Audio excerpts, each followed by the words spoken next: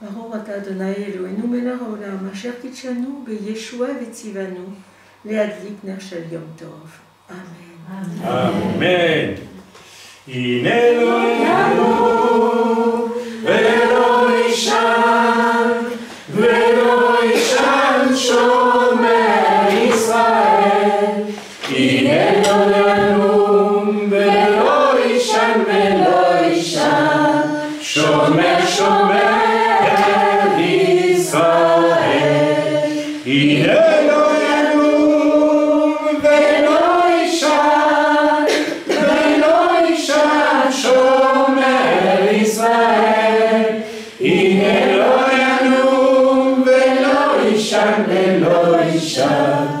Shomer, Shomer Israël. Un chant? Allez! Alinu, Asa, Alinu, Asa, Alinu, Asa, Alinu, Asa, Alinu, Asa, Alinu.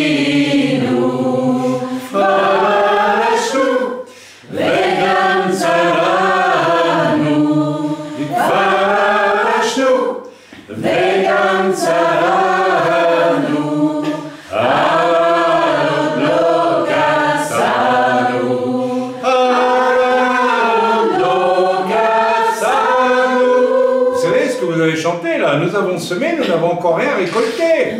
Alors j'espère que vous avez chanté l'inverse à partir de ce Pessah, puisque Pessah, je vous le rappelle, nous allons lire dans l'Écriture, c'est la première fête qui déclenche le début de l'année juive. C'est le départ. Et je dirais même que l'année juive commence avec, la vraie année juive commence dans l'Écriture, c'est pas moi qui l'ai dit. Le Moshe qui l'a dit. Le Moshe, c'est pas n'importe qui. Elle commence avec Pessah, mais elle finit aussi avec Pessah. Donc c'est une fête très intéressante. C'est le début et la fin d'un cercle. On commence, on finit avec. Là, il y a une notion d'infini, de mouvement perpétuel. Toutes les autres fêtes s'inscrivent sur le cercle. Elles arrivent toutes à Pessah et elles redémarrent à Pessah. C'est le début de l'année. Le vrai début de l'année. Voilà, frères et sœurs, je vous souhaite la bienvenue pour ce Seder de Pessah, pour cette Sainte Seine, qui est d'abord un repas. Nous restituons les choses dans le cadre où Jésus les a vécues, où les Juifs l'ont vécu, les 12 disciples de Yeshua, peut-être d'autres personnes, on ne sait pas, vous savez, peut-être qu'il y avait d'autres personnes présentes aussi pour le Seder, on ne sait pas. L'Écriture a retenu la présence, probablement qu'il n'y avait que des 12, y compris le traître, Judas, n'est-ce pas? Alors voilà, nous allons célébrer ensemble ce Seder. J'espère que nous avons gardé dans nos cœurs précieusement les enseignements qui ont été donnés Shabbat dernier, les 2 enseignements fondamentaux. Je ne reviendrai pas dessus. J'ai dénoncé suffisamment le racket intellectuel, spirituel et moral que les non-juifs ont pratiqué au début de l'Église, vers 150 après Yeshua, contre la volonté par exemple, d'un évêque qui s'appelait, si j'ai bon souvenir, c'est pas Anicée, il s'appelait comment encore, Polycarpe, c'est ça, Polycarpe. Qui était probablement pas un juif, mais qui était disciple de Jean, Yochanan, l'apôtre, le prophète qui a écrit l'Apocalypse. Donc lui suivait la tradition des vrais pères de l'Église. Vous savez, dans le monde chrétien, catholique, évangélique, protestant, dès qu'on parle des pères de l'Église, on parle de ces goïms, de ces non-juifs, qui se sont institués pères de l'Église, en oubliant, curieusement, étrangement, en ne se rappelant plus qu'il y avait une équipe à la base de l'Église à Jérusalem, qui faisait autorité, qui a eu des discussions sur faut-il faire ceci, faut-il faire cela avec les goïms. C'est des Juifs à Jérusalem et peut-être des membres des 12 tribus. Dans les 12 disciples de Jésus, il va y avoir, à mon avis, un membre de chaque tribu. Oui, oui, absolument. Puisqu'on les retrouve dans l'Apocalypse, jugeant chacun une tribu d'Israël. Donc, ils doivent être chacun de leur tribu pour juger. Bref, c'était des Israélites qui ont formé l'Église de départ, la clé est là de départ. Et nous avons vécu pendant 2000 ans avec un terrible mensonge en tant que croyants en Jésus-Christ. Nous avons toujours, vous écoutez des théologiens, vous écoutez des pasteurs, ils vous parlent des pères de l'Église. Alors on nomme, il y a toute une flopée par exemple, voilà, les noms ne me viennent pas à l'esprit, c'est la fatigue. Mais enfin, il y en a un qui est bien connu, qui a été aussi un homme, ils n'ont pas...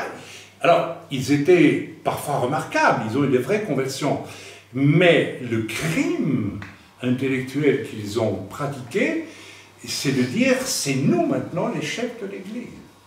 Ce n'est plus les Israélites à Jérusalem. Ça, c'est extrêmement grave.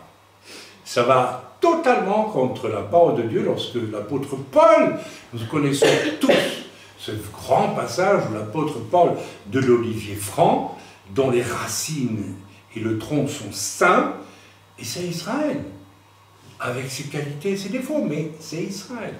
Et où Paul dit, vous avez été greffés, vous, Goïm, qui n'êtes pas physiquement descendant d'Abraham, vous avez été greffés par la foi sur cet olivier, et vous êtes nourris de la sève de cet olivier. Vous savez, ça veut dire être nourri de la sève de l'olivier. À partir du moment où on décide que l'on met les Hébreux de côté, les Israélites de côté, quelle sève va couler dans nos veines? Quelle sainte scène allons-nous vivre, puisque nous ne voulons plus de la sainte scène que Yeshua a établie parmi 12 disciples hébreux, israélites? Quelle sainte scène a pu sortir de là? Ben, on la connaît. La sainte scène catholique. Parce que cette décision de se couper des racines israélites de notre foi, qui est grave, qui est terrible, c'est un crime intellectuel, moral, spirituel. C'est un mensonge. Et nous avons vécu 2000 ans avec ce mensonge. L'Église a vécu 2000 ans avec ce mensonge, encore aujourd'hui. Et c'est allé loin, vous connaissez tous, n'est-ce pas, la doctrine du Vérus Israël. Ça veut dire, les Juifs ne sont plus Israël, c'est nous, c'est l'Église.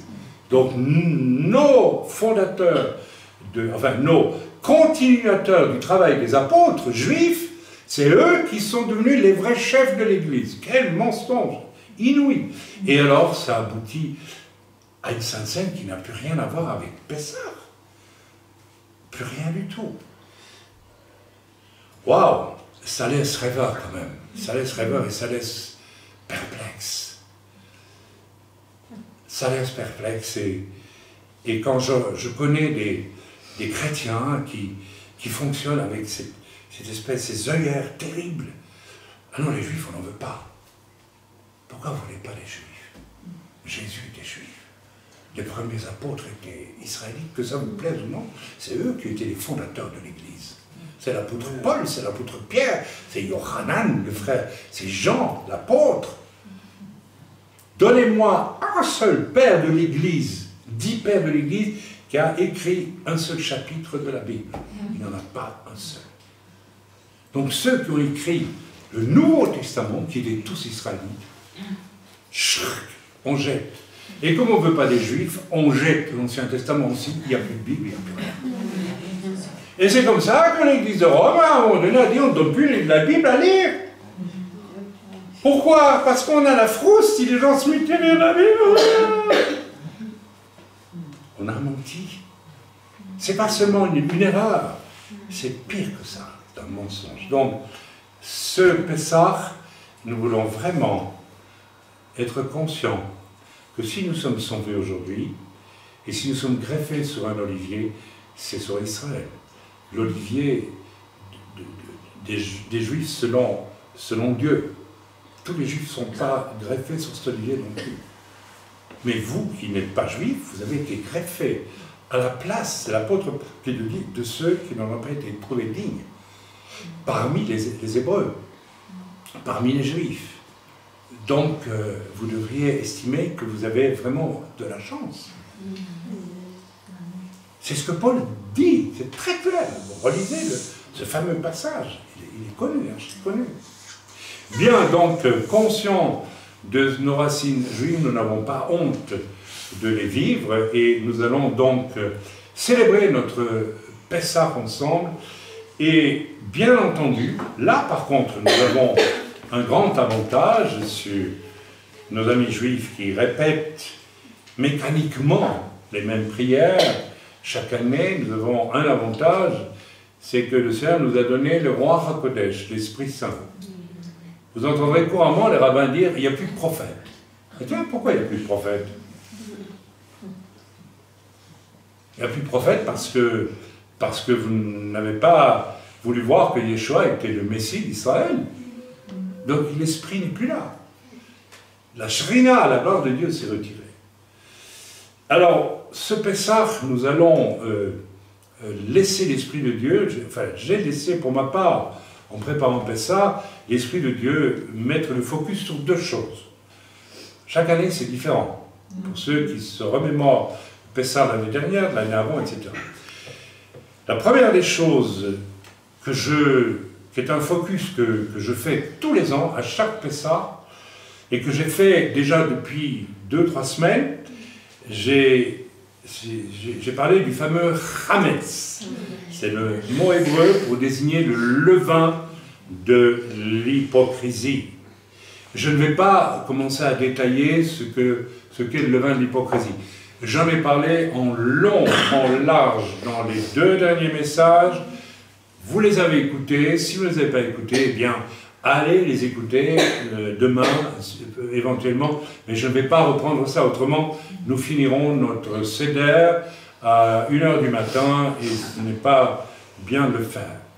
Voilà, les 2 messages de Shabbat dernier, eh bien, étaient fortement axés sur la problématique du levain d'hypocrisie.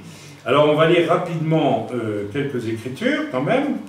Donc, dans 1 Corinthiens, au chapitre 5, versets 1 à 13. On va quand même lire.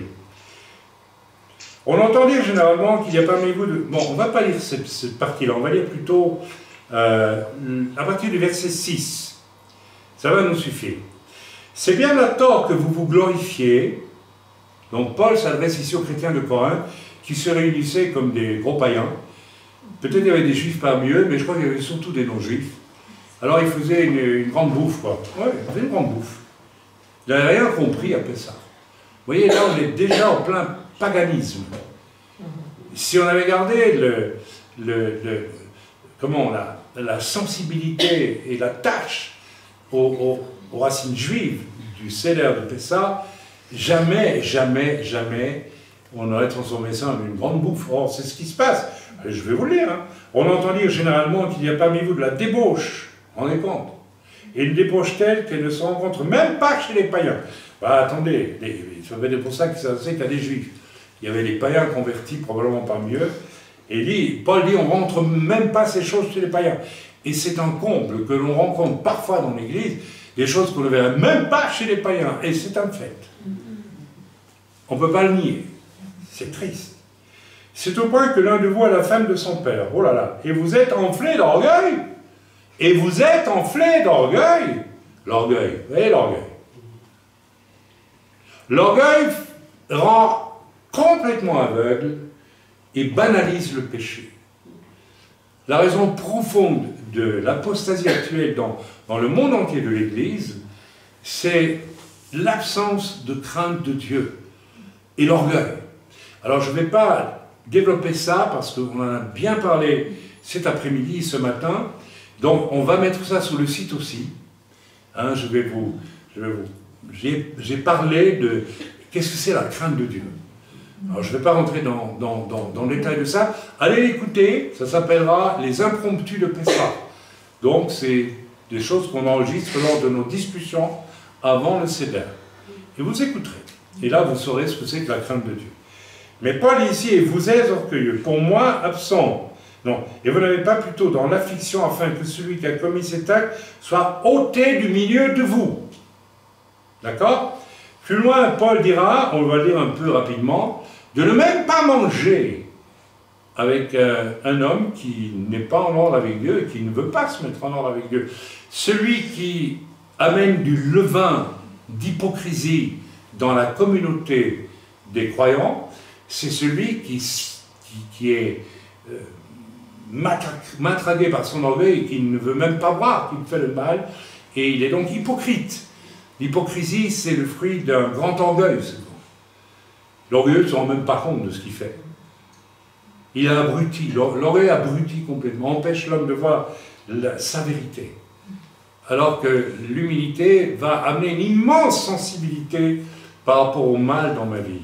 Dans ma vie d'abord, et pas dans la vie des autres, dans la mienne en premier. Ok? Alors voilà, pour moi, absent de corps, mais présent d'esprit, j'ai déjà jugé, comme si j'étais présent, celui qui a commis un tel acte. Au nom du Seigneur Jésus, vous et mon esprit étant assemblés avec la puissance de notre Seigneur Yeshua, qu'un tel homme soit livré, bon, attention, soit livré à Satan pour la destruction de la chair, afin que l'esprit soit sauvé au jour du Seigneur Jésus. Ce qui veut dire par là, livrez-le à Satan pour que Satan le sale copieusement. Oui, oui. Alors quelquefois, on demande à quelqu'un d'être mis sous le banc de l'église. Vous savez pourquoi? C'est ça, exactement. On te renvoie dans le monde, et certains parmi nous se souviennent très bien.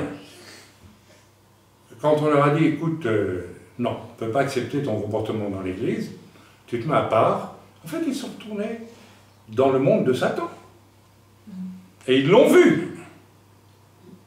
Et un jour, ils sont revenus très humbles, dire, oh là là, j'arrête là. C'est ça que ça veut dire, qu'un tel homme soit livré à Satan. Et Paul va très loin. Pour la destruction de la chair, ça veut dire que ce n'est pas pour qu'il attrape la peste ou le choléra, l'âme, la chair. Cette chair qui l'empêche de reconnaître qu'il est pécheur et qu'il a besoin du salut. Ok? C'est bien d'attendre que vous vous glorifiez. Ne savez-vous pas qu'un peu de levain fait lever toute la pâte? Faites disparaître le vieux levain, afin que vous soyez une pâte nouvelle, puisque vous êtes sans levain, car Christ, loin, Christ, c'est le Mashiach, on devrait traduire ça par Mashiach, notre Pessah. Yeshua, le Mashiach, est notre Pessah. Il est notre salut, il est notre sacrifice qui peut me permettre d'être sauvé. Il faut bien lire tout ce qui est écrit. A été immolé, célébrons donc la fête, Pessah, non avec un levain de malice et de méchanceté, mais avec les pains sans levain de la pureté et de la vérité. Voilà. Alors Paul continue, il dit, je vous écris dans ma lettre de ne pas avoir de relation avec les débauchés. Non pas d'une manière absolue avec les débauchés de ce monde. Les débauchés de ce monde, il faut essayer de les amener au salut. Mais avec les cupides. Attention à la cupidité. L'avarice fait partie de la cupidité. J'ai rencontré pas mal de chrétiens avares. C'est une forme de la cupidité.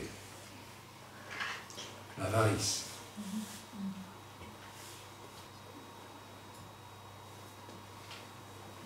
Vous ne devrez pas manger avec des gens qui sont avares. Ou avec les idolâtres, ou les ravisseurs, ceux qui font des divisions. Et il y en a beaucoup, hein. Ce sont des ravisseurs, c'est des voleurs, c'est tout. Ou avec les idolâtres, pas besoin de vous expliquer, il y a tout ce qu'on peut imaginer pour l'idolâtrie. Autrement, il faudrait sortir du monde. Maintenant, ce que je vous ai écrit, c'est de ne pas avoir de relation avec quelqu'un qui se nomme frère est débauché, ou cupide, ou idolâtre, ou outrageux. Outrageux. Il y a des chrétiens qui sont outrageux, qui sont grossiers. Outrage, qui s'outragent les uns les autres. Attention, reprendre quelqu'un, ce n'est pas de l'outrage. Outrageux, c'est vraiment être injurieux, n'est-ce pas? Ou ivrogne, ou ravisseur de ne pas même manger avec un tel homme. Voilà. Donc, c'est très important pour nous que le levain de la vie passée soit éliminé, qu'on ne vienne pas à la table sainte avec les frères et sœurs célébrer, n'est-ce pas, l'anniversaire. C'est un anniversaire de la mort et de la résurrection de Yeshua que nous célébrons aujourd'hui. Ce n'est pas un anniversaire banal avec des bougies, c'est pas ça. Mais c'est ça. Faites ceci en mémoire de moi chaque fois que vous vous réunirez. Et particulièrement pour Pessah.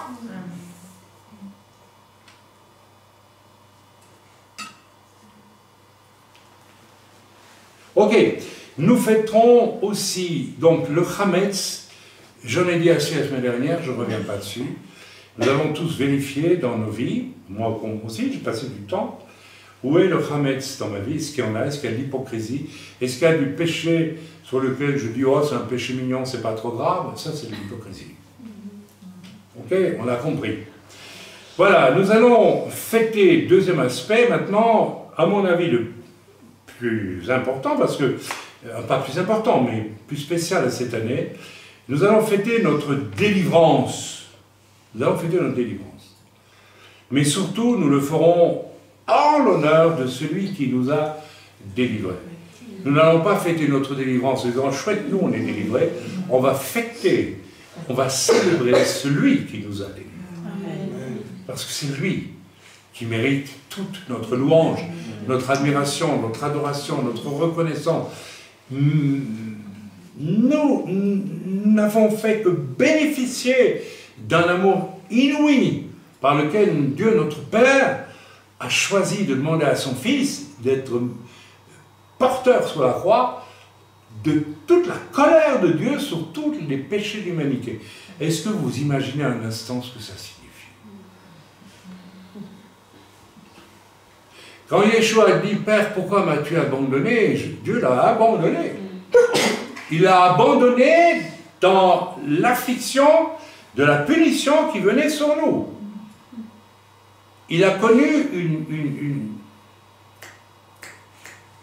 comment dire? Quelque chose de l'enfer. Oui.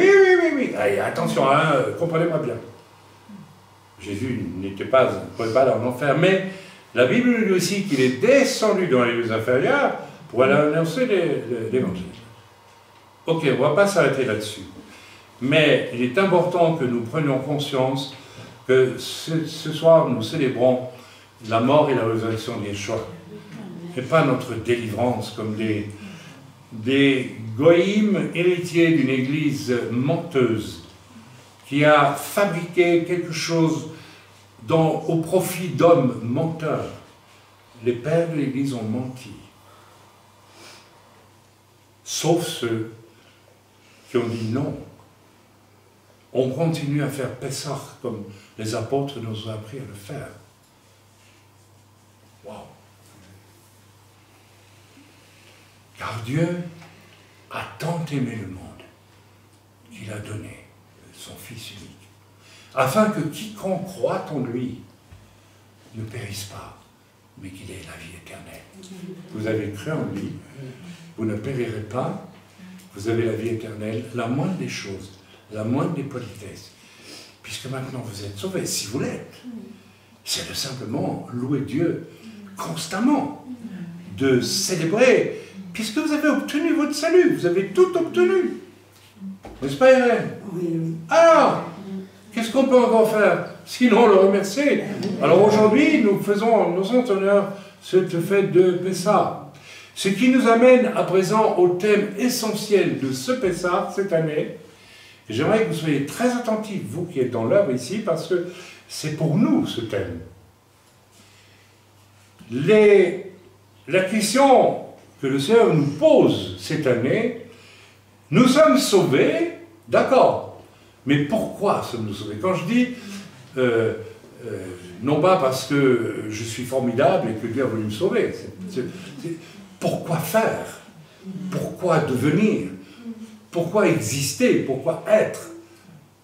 Je suis sauvé pour faire quoi après? Cette simple question, pour beaucoup de chrétiens, n'existe même pas. Vous savez, ce mensonge de l'Église catholique, je n'ai pas honte de le dire publiquement, disant si vous faites partie de l'Église, vous êtes sauvés. Donc vous n'avez plus rien à faire. C'est une manière tellement subtile d'éloigner les gens de Dieu, en fait, et de la louange qu'on lui doit. Vous voyez? Et beaucoup, même de protestants et d'évangéliques, pas les protestants historiques, après Luther, Calvin, Hus et tous les autres, ceux-là prêchaient le vrai salut. Mais bon, aujourd'hui, vous savez, la plupart des croyants dans nos églises évangéliques ne sont rien d'autre que des catholiques déguisés en protestants. Ils sont sauvés pour leurs beaux yeux, qu'est-ce que vous croyez? Et puis Dieu n'a qu'à nous bénir, hein. Et puis si on n'a pas béni, on ira dans une autre église, où on fera une division, on créera nous-mêmes une église. Parce que voilà, on veut un Dieu qui nous fasse du bien. On est super, super descendants des pères de l'église, là. C'est terrible. Il faut ramener l'église au milieu du village. Nous sommes sauvés, pourquoi? Les Hébreux, et c'est un rappel, j'en ai parlé en Deutéronome 16, verset 2 à verset 4, n'est-ce pas, Shabbat dernier, on va lire courtement ça, donc en Deutéronome 16, verset 2 à 4, voilà, alors, il est où mon Deutéronome? Voilà, pardonnez-moi, Deutéronome 16, nous l'avons lu la semaine dernière, n'est-ce pas? Alors, qu'est-ce qu'on lit dans Deutéronome? J'ai dit combien, moi? 16. Voilà, 2 à 4. On va lire. Observe le mois des épis et célèbre la Pâque en l'honneur de l'Éternel ton Dieu, car c'est dans le mois des épis que l'Éternel ton Dieu t'a fait sortir d'Égypte. Pendant la nuit, tu sacrifieras la Pâque à l'Éternel ton Dieu, tes victimes de menu et de gros bétail, dans le lieu que l'Éternel choisira pour y faire résider son nom. Pendant la fête, tu ne mangeras pas du pain levé. Voilà. Mais tu mangeras 7 jours des pains sans levain, du pain d'affliction, car c'est avec précipitation que tu es sorti du pays. Là, il y a une clé fondamentale.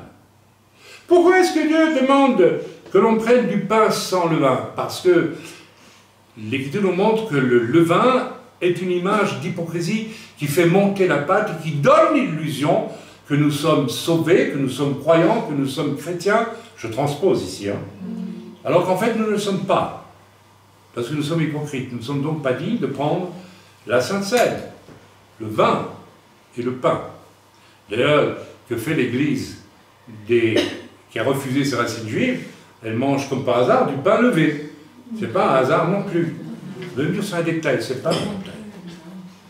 Parce que ici, Moshe a reçu de Dieu de dire « Tu mangeras ensuite pendant 7 jours, et nous allons le faire, du pain des matzot. » Pourquoi? Pourquoi? Parce que tu es sorti d'Égypte dans la précipitation.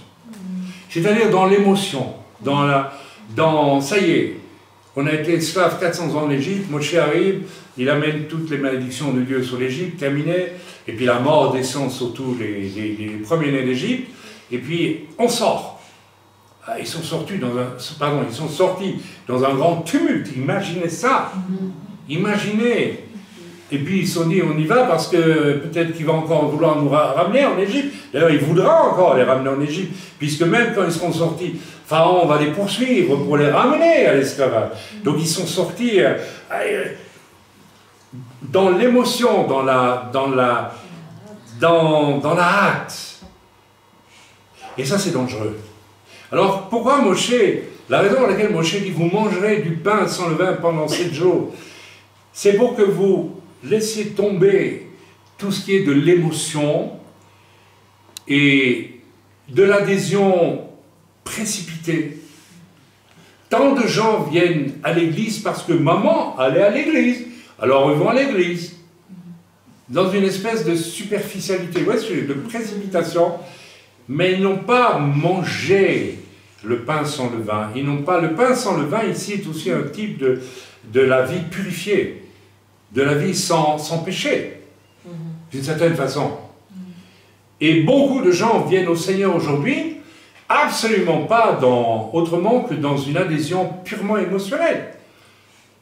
Ils sont à l'église, on chante, on danse, etc. On travaille avec des drapeaux, on s'amuse, on fait toutes sortes de trucs, on se roule à terre, on rigole. Ah, ben c'est bien, ah ouais, ça c'est bien, c'est chouette. Ah ben moi je viens, là, oui, j'accepte Jésus. Vous savez, comme le nombre de personnes qui sont venues dans l'œuvre ici, et qui posaient des problèmes, je demandais aux gens, mais comment êtes-vous venus au Seigneur? Ah moi, j'étais catholique, et puis un jour, j'en ai marre, je m'ennuyais, donc c'est une sœur qui m'a raconté ça. Hein. Pas une sœur, c'était pas une sœur. Et puis alors, on m'a parlé de l'église évangélique. 15 jours, je vais aller voir. Et je suis allé voir, puis je me suis assis, et puis 15 jours après, le pasteur est venu me trouver, il m'a dit, dites-vous là, on fait les baptêmes la semaine prochaine, ça vous intéresse?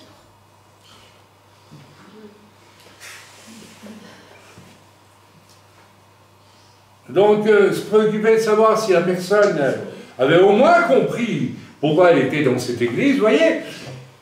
Voilà.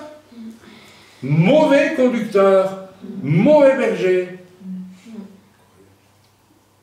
La personne est venue comme ça, un peu par distraction, mais il y en a plein comme ça. Et jamais on leur prêche la repentance, ni le salut. Je sais que c'est pas facile aujourd'hui, c'est très difficile, mais si on ne le fait pas, on fait croire à des gens qui sont chrétiens, mais ne le sont pas. Alors, il faut que nous sortions de là. Donc, si Dieu a dit à Moshe, ils sortent avec précipitation, et ils sont tellement sortis avec précipitation, malgré que Dieu leur ait demandé de réfléchir. N'est-ce pas? C'est pour ça qu'il y a les pains sans levain pendant 7 jours après. La semaine prochaine, Shabbat prochain, nous allons faire le point tous ensemble sur les 7 jours où vous aurez profondément réfléchi à ce que nous vivons aujourd'hui ensemble, à ce que vous avez vécu avant de venir pour ce Seder. Vous n'allez pas faire comme beaucoup de croyants, ça rentre par une oreille, ça sort par l'autre une heure après. Non, vous allez passer 7 jours à laisser Dieu vous parler de ce que vous aurez vécu déjà dans les jours qui ont précédé, depuis la semaine dernière, au ce soir, etc.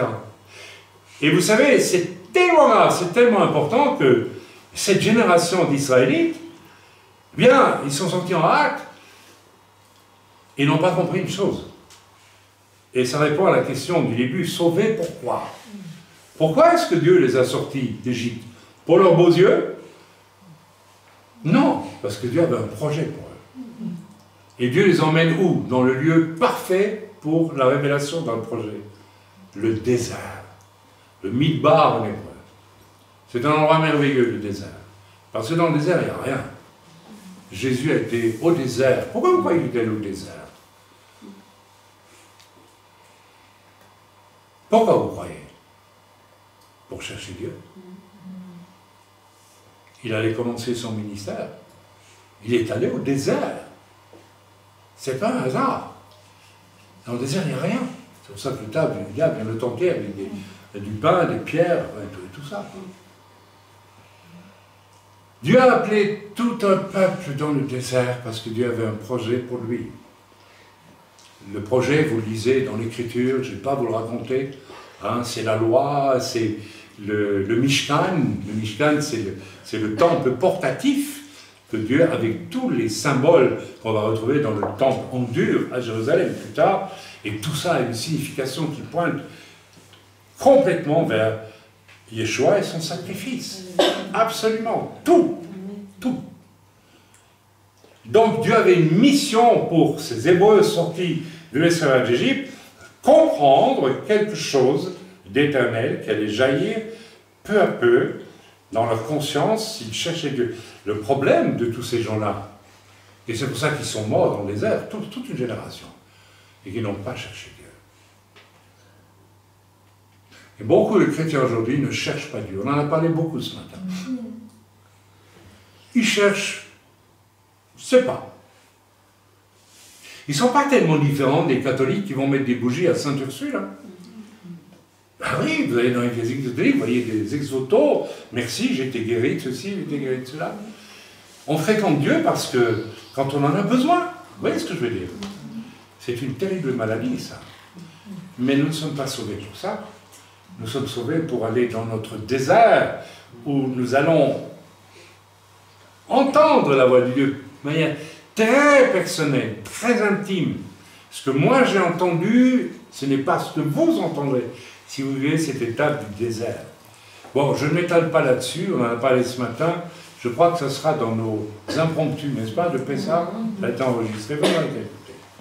Ok, voilà, etc. Au fond, ne cherchons pas Dieu, mais... alors, un autre problème de ces Hébreux, qui est aussi un problème des gens qui joignent l'Église aujourd'hui, c'est qu'au lieu de chercher ce que Dieu voulait pour eux, ils se sont mis derrière un leader qui, lui, avait cherché pour lui-même pendant 40 ans dans le désert ce que Dieu voulait pour lui. Il s'appelle Moshe. Et au lieu de chercher Dieu pour eux-mêmes, ils se sont contentés de suivre Moshe. Et ils ont fait de Moshe leur Dieu. Oui. Et quand le Dieu n'était pas là au bon moment, ils ont dit, bon, on se débarrasse de lui, on fait un veau d'or, allez hop là. Eh bien oui, ils ont bien démontré qu'ils n'ont pas cherché Dieu. Et la question que Dieu nous pose en ce Pessah, est-ce que tu rejoins l'Église parce qu'il y a un ministère avec une forte personnalité? Tant mieux. Et tu le suis, ou bien tu cherches Dieu pour toi-même? Je n'ai pas arrêté de dire en 30 et des années, 35 ans, 36, 37, maintenant je ne sais plus. Mais vous me faites peur, certains. Il y a des gens qui ont rejoint notre œuvre uniquement pour moi. Oui, c'est une horreur. C'est ce qu'il ne fallait pas faire. Et j'ai eu beau leur dire et leur répéter, ils en sont toujours au même point, certains. Et aujourd'hui, Dieu leur a dit, mais tu sors de l'Église. C'est pas moi que tu cherches. Tu es là, tu baves devant Chaim. Excusez-moi de parler comme ça, mais c'est la vérité, c'est terrible, c'est ce qu'il ne faut pas faire. Vous périrez dans le désert où vous devriez recevoir une révélation de ce que Dieu a pour vous, personnellement. C'est un lieu de vie ou c'est un lieu de mort?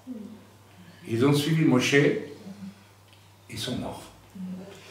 Voilà, je crois que j'en ai dit beaucoup déjà.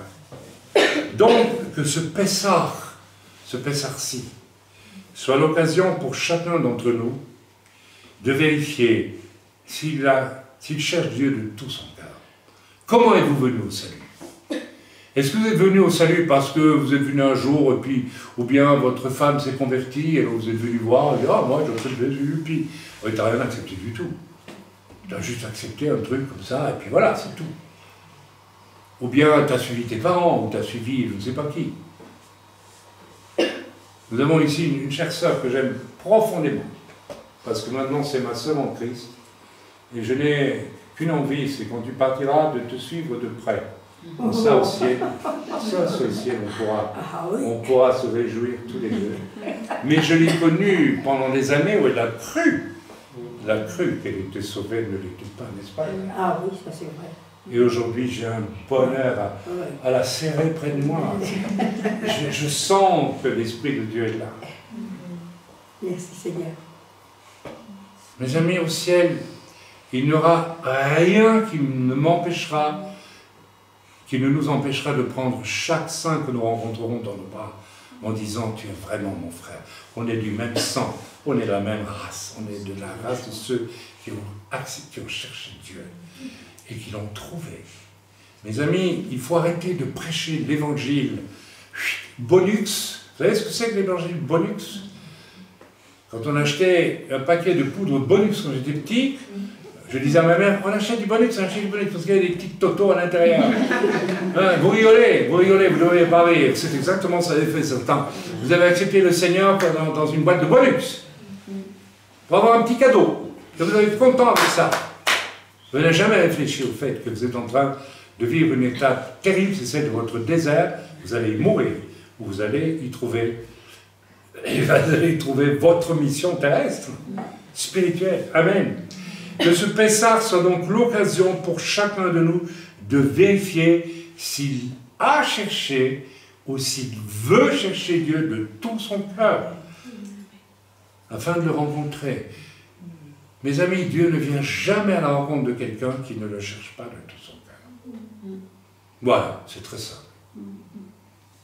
Vous avez le choix, dès que vous êtes en l'âge de comprendre, ou vous décidez de ne pas chercher Dieu, c'est votre droit. Mais alors ne vous attendez pas à ce que Dieu vienne à la retraite non plus. Ou plutôt, Dieu viendra pour vous empêcher peut-être de faire des bêtises, parce que Dieu ne veut pas que vous alliez en enfer. Mais, voilà, il faut savoir ce qu'on veut, ce qu'on cherche. Ok, deuxièmement, n'est-ce pas, il faut absolument que nous, à l'occasion de ce PSA, nous soyons préoccupés de savoir, n'est-ce pas, je veux chercher à accomplir les desseins de Dieu par la foi et non les miens de dessein, habillés en costume religieux. Je souhaite de tout mon cœur que vous ayez au fond de vous-même ce sentiment presque de haine, je dis bien. Dieu est certaines choses. Dieu dit dans l'Écriture qu'il est certaines choses. Et si vous regardez dans l'Écriture ce que Dieu a le plus haï, ce que Jésus a haï, il a dit à ses disciples, méfiez-vous du levain des religieux, qui ne me cherchent pas, et qui tirent profit de leur présence dans le peuple de Dieu pour montrer qu'ils sont là. En gros, c'est ça. Oh là là! Si on veut réfléchir, ça peut interpeller beaucoup de monde, ça. Et dans le milieu évangélique, comme dans le milieu protestant, comme dans les milieux catholiques, comme dans les milieux de tout ce que vous voulez, vous avez tant de gens imbus de leur religion, de leur secte à eux. Mais quand on les regarde, on ne voit pas Jésus, on ne voit pas Yeshua. On voit un pentecôtiste, un catholique, un darbiste, un baptiste. On ne voit pas Jésus. Jésus n'était ni baptiste, ni pentecôtiste, ni darbiste, ni rien de tout ça. Rien, ni catholique. Il était juif. Et il a dit lui-même aux Juifs qu'il n'était que religieux, race de vipères. Combien de temps? Ou c'est Jean-Baptiste qui l'a dit? Je ne sais plus. Alors il faut s'assurer que nous avons fait le bon choix. En deux mots, que nous avons cherché les choses d'en haut, au mépris des choses d'en bas. Les choses d'en haut et d'en bas ne peuvent pas vivre ensemble. Il faut un choix, une fois pour toutes. Alors vous allez me dire, oui, mais alors on fait comment pour vivre? Eh bien, on lit la parole de Dieu qui dit, cherchez d'abord le royaume de Dieu et sa justice. Et tout le reste, vous sera donné en plus. Vous n'avez pas à le chercher. Et vous rencontrez des milliers de chrétiens, des millions aujourd'hui, qui fréquentent l'église pour que Dieu leur donne les choses d'en bas. Je veux trouver la femme de ma vie. Je veux trouver un autre mari que le mien. Ça existe. J'ai connu une chrétienne qui divorçait parce qu'elle était tombée amoureuse d'un autre homme. Elle a dit, donc c'est celui que Dieu avait prévu pour moi. Donc je me suis trompé, donc je divorce du premier. Elle était dans l'église, hein, dans une église. Ah ben oui. Ça s'appelle comment? C'est chercher les choses d'en haut, ça? Chercher à satisfaire ses passions. Les passions de son âme. Ces personnes n'étaient absolument pas sauvées. Absolument pas. Voilà. Notre choix, ou bien nous allons choisir en haut, et Dieu nous donne le reste par-dessus. Paul nous a dit, je me plais dans la disette, mais je me plais dans l'abondance, dit Paul. Paul a connu des moments, eh ben oui, ah, ça vous choque, hein. Ah, mais on croyait que Paul, il était pauvre, il travaillait tout le temps, c'est un mensonge. Une fois, il a fait les tontes. Pourquoi? Par délicatesse, parce qu'il venait d'évangéliser des chrétiens fragiles. Et il a dit, je ne vais pas commencer à demander l'argent tout de suite. Mais ailleurs, on voit que Paul, ça n'a pas été aidé financièrement. Et Paul dit, j'ai vécu moi aussi dans l'abondance par moment. Et dans la disette par un autre moment. Amen. Ça veut dire que Dieu pourvoit. Ou si Dieu ne pourvoit pas, c'est que Dieu poursuit un projet avec vous. Quand vous manquez, ou que ça devient difficile, vous êtes aussi dans le midbar, vous êtes dans le désert. Oh. Où Dieu dit, je ne vais pas leur donner tout de suite. Autrement, ils vont se régaler de ce que je leur donne et ils vont m'oublier. Donc, je les prive un petit peu, parce que j'aimerais tellement qu'ils me cherchent et qu'ils me trouvent vraiment. Et que je puisse venir à eux et faire, moi et mon Père, nous souperons avec toi. Dieu le Père, Dieu le Fils, veulent venir à moi. Voilà, donc nous allons entrer dans notre Seder de Pessah. Merci ma chérie. Et nous allons donc lire Exode chapitre 12, versets 1 à 20. Alors, on y va. Ah, c'est un peu long aujourd'hui, hein. Vous pouvez prendre vos Bibles si vous voulez, c'est pas une mauvaise idée. Hein. De plus en plus, maintenant, on voit des gens, ils viennent aux réunions, n'ont pas de Bible, alors, la Bible, c'est le plus important. Voilà, Exode chapitre 12, au chapitre 12, verset 2, et nous lisons ce qui est écrit là. Voilà, chapitre 12, verset... Alors on va lire du verset 1 au verset 20. C'est un peu long, mais il faut le lire. L'Éternel dit à Moshe et à Aaron dans le pays d'Égypte. Alors, c'était la veille de la sortie d'Égypte, n'est-ce pas? Donc, ce mois-ci sera pour vous le premier des mois. Retenez ça, on va en parler, c'est très important. Ce n'est pas Rosh Hashanah. Et si le rabbinat orthodoxe a décidé, quelque part, dans les 2000 ans qui viennent d'écouler, de faire une fête de Nouvel An juif complètement artificielle, on peut comprendre que c'est parce que de faire Pessah, c'est embarrassant, parce que les premiers chrétiens aussi, les premiers juifs qui croyaient en Yeshua, continuaient à fêter la fête de Pessah. Et il fallait, eux aussi, ils ont voulu se détacher des disciples de Yeshua. Vous voyez ? Il y a une chose incroyable, qu'ils soient juifs d'un côté ou goïm d'un côté, personne ne veut vraiment de Yeshua en fait. Ou alors on le fait à la sauce goïm ou à la sauce juive. À la sauce juive pour dire, oh, à la sauce goïm pour dire, c'est nous les maîtres. C'est terrible quand même. Parlez à toute l'assemblée d'Israël et dites, le 10e jour de ce mois, on prendra un agneau pour chaque famille, un agneau pour chaque maison. Si la maison est trop peu nombreuse, pour un agneau, on le prendra avec son plus proche voisin, selon le nombre des personnes. Vous compterez pour cet agneau d'après ce que chacun peut manger. Voilà, ça c'est de la cuisine pratique, n'est-ce pas? Ce sera un agneau sans défaut, mâle, âgé d'1 an. Vous pourrez prendre un agneau ou un chevreau. Vous le garderez jusqu'au 14e jour de ce mois, et toute l'assemblée d'Israël immolera entre les 2 soirs. Alors voilà, donc entre les 2 soirs. Donc j'imagine entre le soir avant Pessah et le soir de Pessah, entre les 2 soirs. Donc dans l'après-midi. On ne rôtit pas un agneau qu'on vient de sacrifier et le retire 1 heure après. Donc voilà. Donc, tout ça c'est pratique. Pratique, et il y aura des choses à dire au plus bien sûr. On prendra de son sang et on en mettra sur les 2 poteaux, voilà, un agneau ou un chevreau. Vous le garderez jusqu'aux 14 jours de ce mois, et toute l'assemblée d'Israël immolera entre les 2 soirs. Voilà, on prendra de son sang et on en mettra sur les 2 poteaux et sur le linteau de la porte des maisons, et où on le mangera. Alors c'est très clair. Sur le linteau et sur les côtés, les poteaux, on a tous compris, hein, le sang de Jésus avec la tête collée d'épines et les 2 bras ouverts et crucifié, on a tous compris la symbolique. Elle est évidente. Elle aurait dû être évidente, tous les Juifs qui fêtaient Pessah et qui lisent ça à Pessah et qui voient Jésus crucifié sur la croix, je ne sais pas. Mais bon. On prendra de son sang, on en mettra, etc., etc. Cette même nuit, on en mangera la chair rôtie au feu, on la mangera avec des pains sans levain et les herbes amères. Vous ne le mangerez point rôti au feu, cuit et bouilli dans l'eau, mais il sera rôti au feu. C'est une image du feu, de la souffrance qui est tombée sur Yeshua, sur la croix. D'accord? Donc l'eau n'intervient pas, c'est le feu. Il y a eu un feu sur ce corps meurtri à la croix. Ce n'est pas du vrai feu, mais un feu de souffrance. La colère de Dieu. Vous n'en laisserez rien jusqu'au matin, s'il en reste quelque chose le matin, vous le brûlerez au feu. Quand vous le mangerez, vous aurez, ceci est très important aussi, vos reins sains, vos souliers aux pieds et votre bâton à la main, et vous le mangerez à la hâte. Je vais déjà m'arrêter là. C'est très intéressant.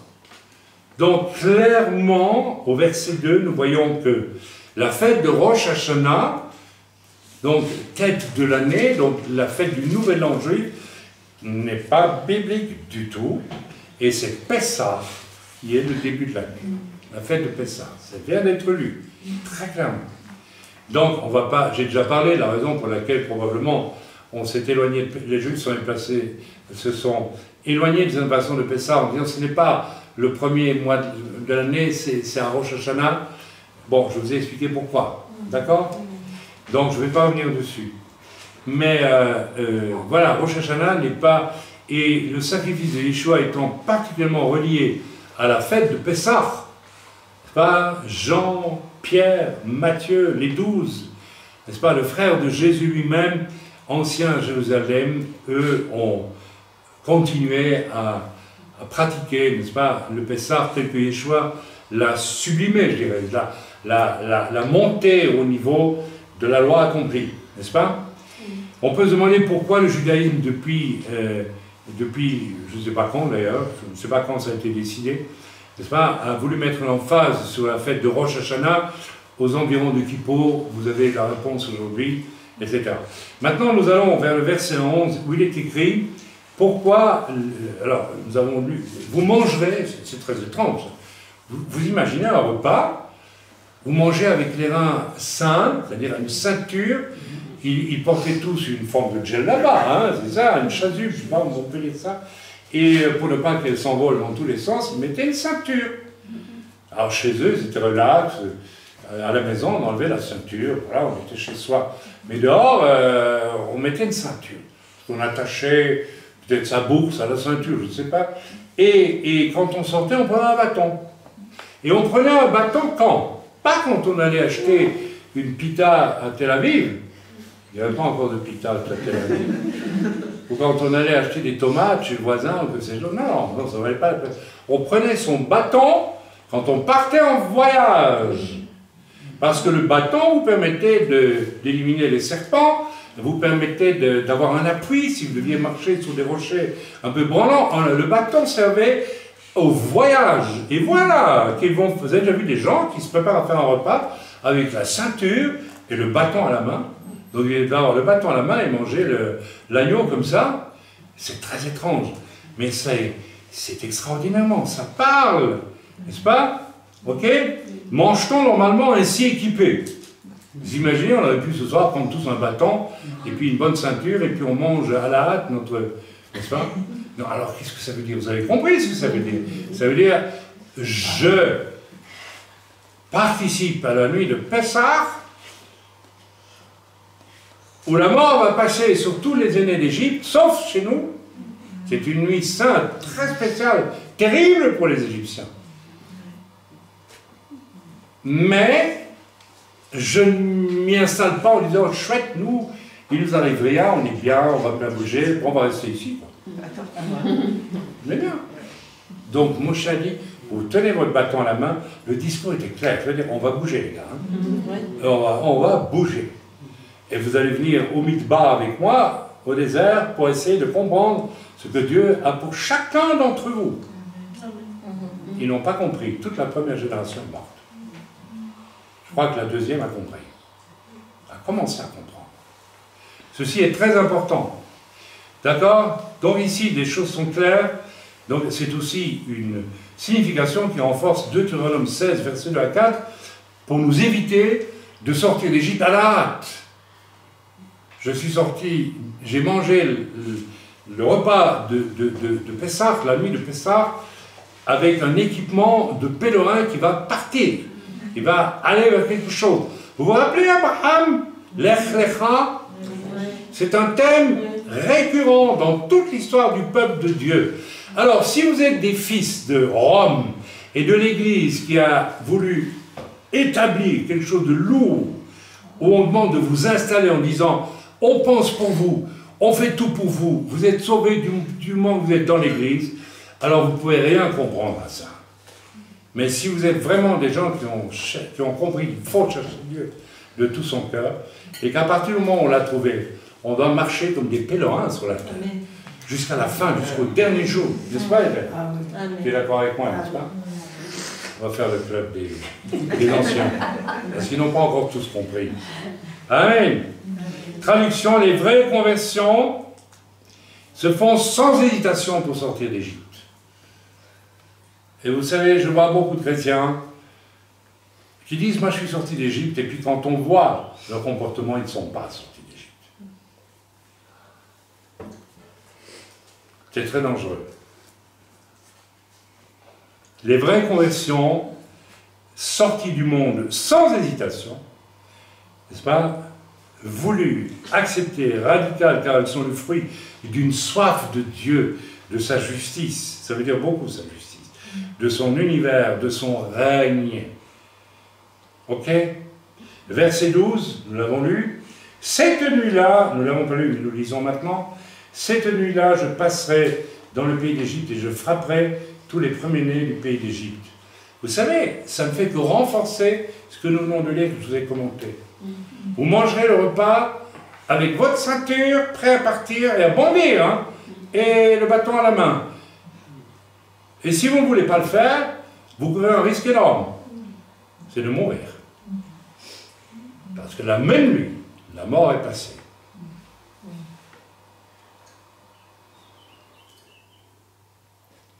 Et mes amis, plus nous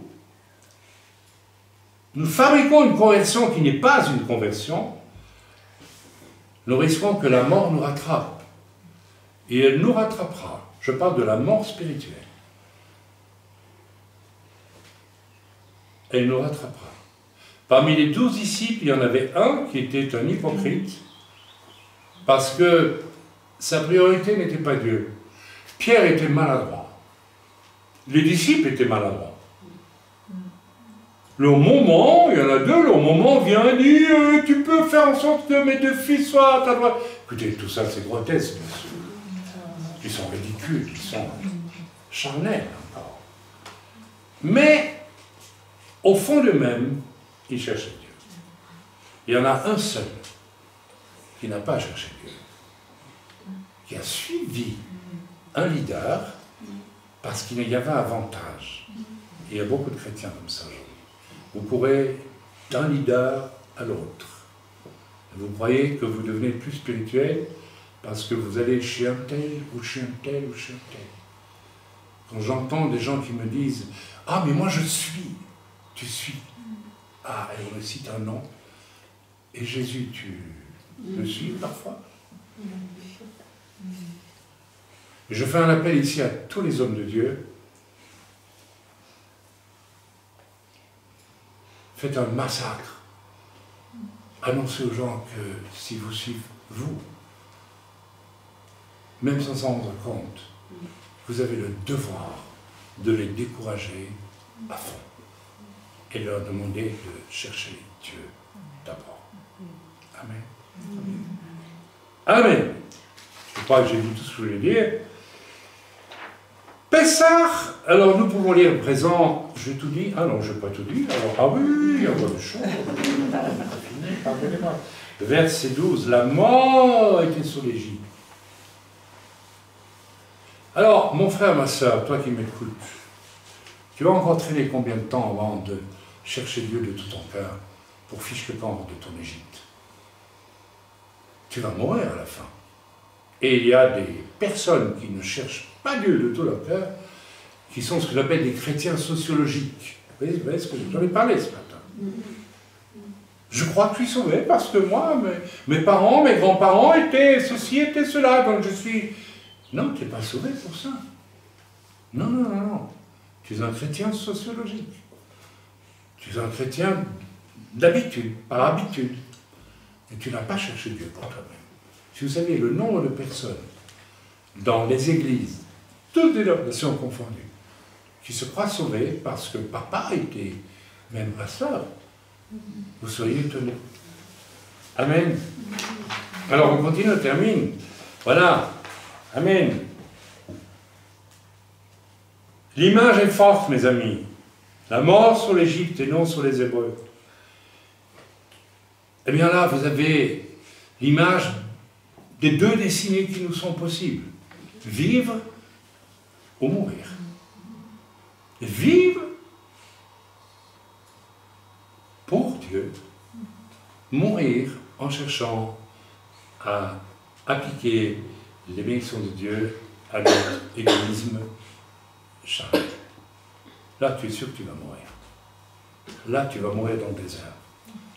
Mais tu peux vivre si tu vas dans le désert pour écouter la voix de Dieu, entendre. J'ai vécu ce désert, je m'en souviens. Avant que je sois vraiment dans le ministère, j'ai connu un désert. Tu te rappelles? J'étais à Baclin. J'avais ce désert. Je sentais, Dieu ne me parlait plus. Je croyais qu'il ne me parlait plus, mais en fait, il m'observait. Je veux que tu me cherches, je veux que tu... Est-ce qu'il va me chercher? Il ne me cherche pas assez. Je le laisse encore dans le midbar un petit peu. Je laisse dans le jus, la solitude. Il n'est pas bien parce qu'on lui a prophétisé qu'il aura un ministère. Donc il se dit, ça y est, je devrais y aller, quoi. D'abord, tu vas me chercher. C'est vrai que j'ai un appel sur ta vie, mais tu vas me chercher. Je ne viens pas à toi au rabais. Je viens à toi si je sens que tu veux vraiment que je vienne à toi. Et il l'a fait. Ça n'a pas été facile, hein, je peux vous le dire. Je ne vais pas me vanter et dire que moi, c'était... Non. J'ai râlé. Je dis, c'est pas possible. Pourquoi je suis dans le... Pourquoi tu me mets dans le désert? Moi, il n'y a personne qui m'avait prêché que Dieu nous emmenait dans le désert. Mais j'ai pu y aller. Voilà. Verset 11. Lisons ensemble. Quand vous mangerez, vous aurez vos reins sains, etc. Et vous le mangerez à la hâte. C'est la Pâque de l'Éternel. Ce n'est pas la Pâque de ton salut à toi. C'est la Pâque de l'Éternel. C'est le Pessah de Dieu. C'est en l'honneur de Dieu qu'on est réunis aujourd'hui. Vous avez été sauvés, c'est très bien. Vous avez été bénis, c'est très bien aussi. Mais tout ça, on oublie. C'est en l'honneur de Dieu. Verset 16. Alors verset 16, eh bien, oui, c'est le fameux verset où il est question de... Voilà, voilà, on peut lire encore dans le verset, après le verset 11, un peu plus loin. Donc, voilà, je suis l'Éternel, le sang vous servira de signe sur les maisons où vous serez, je verrai le sang, je passerai par-dessus vous, et il n'y aura point de plaie qui vous détruise quand je frapperai le pays d'Égypte.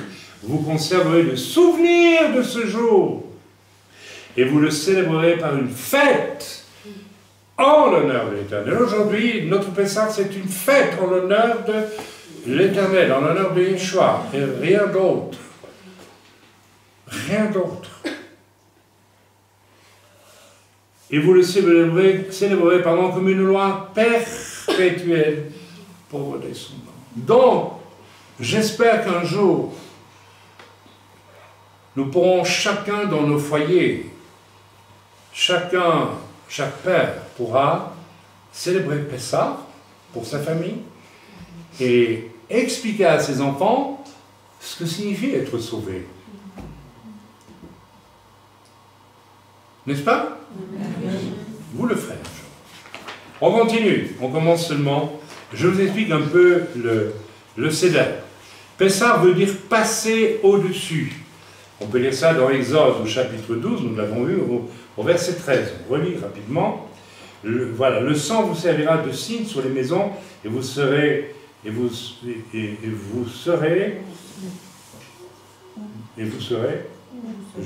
vous serez, pardonnez-moi.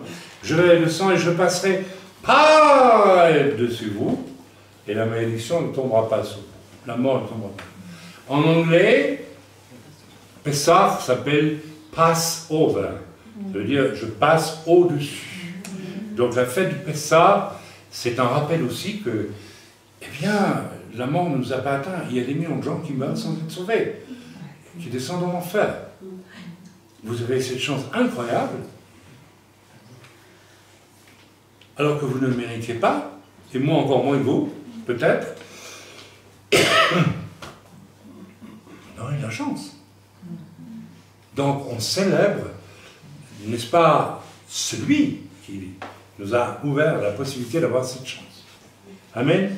Car la mort est passée au-dessus des maisons juives dont les portes avaient été couvertes par le sang d'agneau tué à la hâte, alors qu'elles atteignirent les maisons des Égyptiens et que tous leurs premiers-nés moururent juste avant la sortie d'Égypte. Elle a été instituée 1500 ans avant Jésus-Christ. Le levain, on en a parlé en long en large, tout le levain devait être brûlé. Rappelez-vous ce que je vous ai expliqué le Shabbat dernier. Encore aujourd'hui, on en rit, hein, on en sourit, mais on ne devrait pas en sourire. Comment est-ce que presque 2 semaines avant Pessah déjà, au minimum une semaine, la femme juive va aspirer partout, va aller plus avec une petite balai entre les planches du plancher, dans des moindres recoins, pour trouver tous les restes de pain qui sont allés se promener, de pain levé, pour que le chametz soit rassemblé. Et puis finalement, le père de famille, à la fin de la semaine, fait encore un tour avec une lampe de poche, il va voir en dessous des meubles partout. Parce qu'il faut que tout le chametz soit ramassé. Et alors on le porte à un rabbin, à un carrefour, il va brûler le chametz. Ça nous parle vraiment de l'importance de faire la chasse au levain qui fait monter la pâte.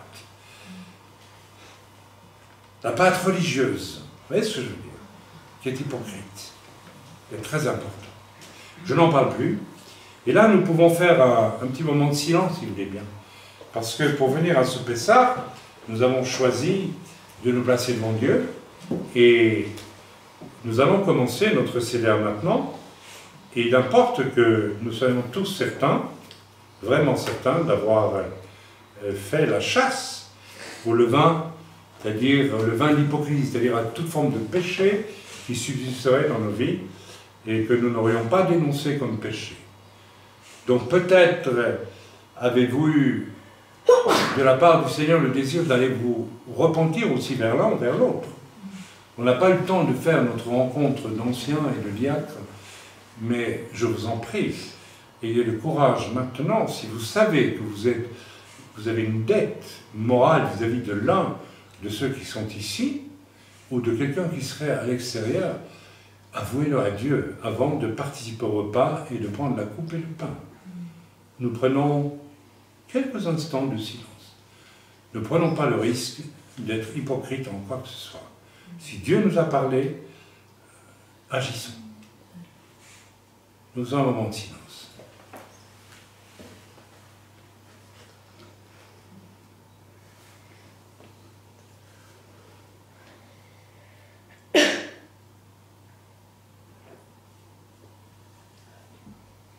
Amen. Donc tout le monde a brûlé son chametz. J'espère pour vous. Amen. Nous allons lire, on ne va pas lire toute la Haggadah parce que là, on n'en a pas besoin vraiment. Nous allons lire deux prières juives que j'aime beaucoup. Baruch ata Adonai Eloheinu melech haolam asher kitshanu b'mitzvotav v'tzivanu al biur chametz. Béni soit l'Éternel notre Dieu, roi de l'univers, qui nous a sanctifiés par ses commandements et nous a ordonné d'anéantir le chametz. Et vous l'avez fait. Nous l'avons tous fait, j'espère. Alors, je vais faire une deuxième prière.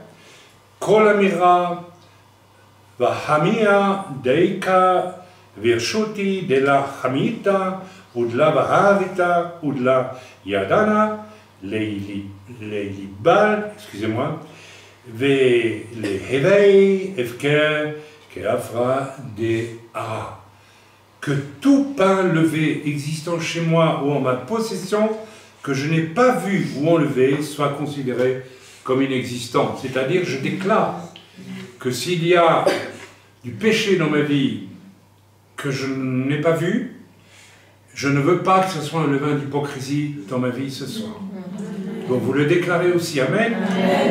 Vous déclarez que vous avez fait la chasse à toute forme de levain d'hypocrisie dans vos âmes. Je voudrais un amen franc. Amen. Ou alors ne dites pas.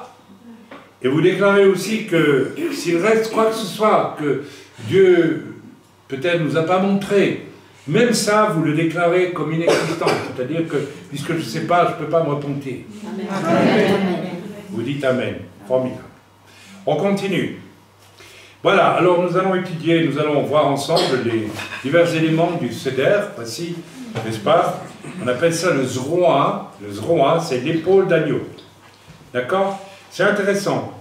Ça fait penser à notre bras. Nous avons aussi, n'est-ce pas, une articulation ici, comme ça, et puis nous avons le bras. Et ça nous rappelle bien sûr le bras de Yeshua. Hein? Et les souffrances sur la croix ont été terribles là, à ce niveau-là. Hein? Bon, pas besoin de vous expliquer, je suppose que vous en doutez. C'est pas. Alors, le zroa nous parle aussi du germe, et d'une faible plante. Dans Ésaïe 53, nous allons lire Ésaïe 53 ensemble, comme ça nous ne le lirons plus tantôt, nous l'aurons lu. Ésaïe 53, voilà, et puis vous verrez qu'on va avancer dans notre Seder. Hein. C'est un peu long le Seder, mais si vous faisiez un Seder traditionnel, ce sera encore beaucoup plus long. Donc 53, nous disons Ésaïe 53, nous le connaissons presque par cœur, n'est-ce pas? Voilà, qui a cru à ce qui nous était annoncé? Allez, je vais prendre l'os en main. Qui a reconnu le bras de l'Éternel? Il s'est élevé devant lui comme une faible plante. C'est quoi ça? C'est rien. Ça n'a plus aucune force. Comme un rejeton qui sort d'une terre desséchée. Wow. Je ne vais pas commencer à commenter parce que là, on va pour les heures. Il n'avait ni beauté ni éclat pour attirer nos regards. Il n'avait pas des tzitzit qui descendaient jusqu'au sol. Il n'avait pas une... n'est-ce pas? Il n'avait rien de... Il avait juste une robe. Et son aspect n'avait rien pour nous plaire. Vous savez ça? Aujourd'hui, on cherche les pasteurs qui prêchent et... Oh, il est beau celui-là. N'est-ce pas? Mais quand un serviteur de Dieu vous dit des choses très désagréables, n'est-ce pas? Il n'a rien pour vous plaire. Priez que Dieu ramène sur le devant de la scène des hommes qui vont vous déplaire, parce qu'ils vont vous dire des choses pas agréables du tout. Vous imaginez en face de Jean-Baptiste, il n'avait ni slip, ni chemisette, ni chaussettes, ni rien. Hein. Il avait une peau de chameau, et vous aurez regardé et dit, alors, race de vipère, hypocrite, qu'est-ce que tu viens faire ici? Qu'est-ce que tu viens faire ici? Apprends à fuir la colère à venir. Oh, vous ne devez pas trouver ça rigolo, les gars. Vous ne devez pas trouver ça très tendre. Et Jésus qui rentre dans le temple et qui a coup de pied dans une table. Quelqu'un m'a dit un jour, Jésus n'a jamais été violent. Quoi? Jésus n'a pas été violent. Il a pris des cordes. Ah oui, mais c'était des cordes en forme de spaghetti cuit. C'était tout, n'est-ce pas? C'était des petites cordes, des cordes tellement fines que... Petites cordelettes. Attention, je vais vous frapper. Ne vous frappez pas, hein, c'est pas grave. Et là, frappé! Race de voleurs! Vous avez fait de ma maison, qui est une maison de prière, une race, une caverne de voleurs! Et allez, les colombes qui s'envolent, et les agneaux qui fichent le camp, et l'argent par terre et tout le truc. Son aspect n'avait rien pour nous plaire. Méprisé et abandonné des hommes. Eh ben oui, des hommes religieux, hommes de douleur et habitués à la souffrance. Vous savez, quand on sert le Seigneur, on va souffrir. Oui, c'est vrai. Mais ce que Jésus a souffert, aucun d'entre nous ne souffrira jamais. Parce que lui était le Fils de Dieu. Il allait descendre par un monde de racailles. Nous. Vous imaginez, vous ne pouvez pas imaginer la souffrance. La sensibilité de Jésus. L'incroyable sensibilité. Pour lui, voir le mal devait être terrible. Et il fallait aimer les prostituées. Mais il voyait qu'il ne voyait pas l'horreur de ce qu'elles avaient vécu. Il ne voyait pas la laideur dans le cœur de certains religieux qui se prenaient pour des géants de la foi et qui n'avaient aucune foi en réalité. Jésus a souffert de tout ça, énormément. Homme de douleur et habitué à la souffrance, semblable à celui dont on détourne le visage. Nous l'avons dédaigné, nous n'avons fait de lui aucun cas. Oui, il y a des gens qui suivent Jésus pour les miracles, mais après, fini. Vous imaginez ce qu'il a vécu? Ils ne me suivent que pour des miracles. 10 lépreux, il n'y en a qu'un qui est revenu. Et les autres? J'étais guéri, après tout. C'est fini, Jésus. Plus besoin de lui. Cependant, malgré tout ça, ce sont nos souffrances qu'il a portées. C'est incroyable ce qu'il dit là. C'est de nos douleurs qu'il s'est chargé. Et c'est vrai. Le nombre de fois vous avez été malade, n'est-ce pas? Vous avez demandé la prière, vous avez senti, la douleur est partie. Que Dieu soit béni. J'avais très très mal dans mon corps jusqu'hier. Aujourd'hui, j'ai pas mal. Amen. Qui s'est chargé de ma douleur? Yeshua. À la croix. Et vos douleurs, toutes vos douleurs, il y en a eu tant des douleurs pour lesquelles on a prié, vous avez été guéris comme ça. Et des grandes douleurs parfois. Vous avez été guéris parce que lui les a portées, vos douleurs. Il n'y a aucun miracle qui n'intervient dans votre vie que par Jésus qui, avec le sacrifice de sa vie à la croix, ouvre la porte. Et nous l'avons considéré comme puni, frappé de Dieu et humilié. On s'est même moqué de lui. Ah, si tu es Dieu, mais descends de la croix. Mais il était blessé pour nos péchés, brisé pour nos iniquités. Le châtiment qui nous donne la paix, tombé sur lui. Quand je pense au mal que j'ai fait avant de connaître le Seigneur, je me dis, waouh, tout ça c'est tombé sur lui. Tout ça est tombé sur lui.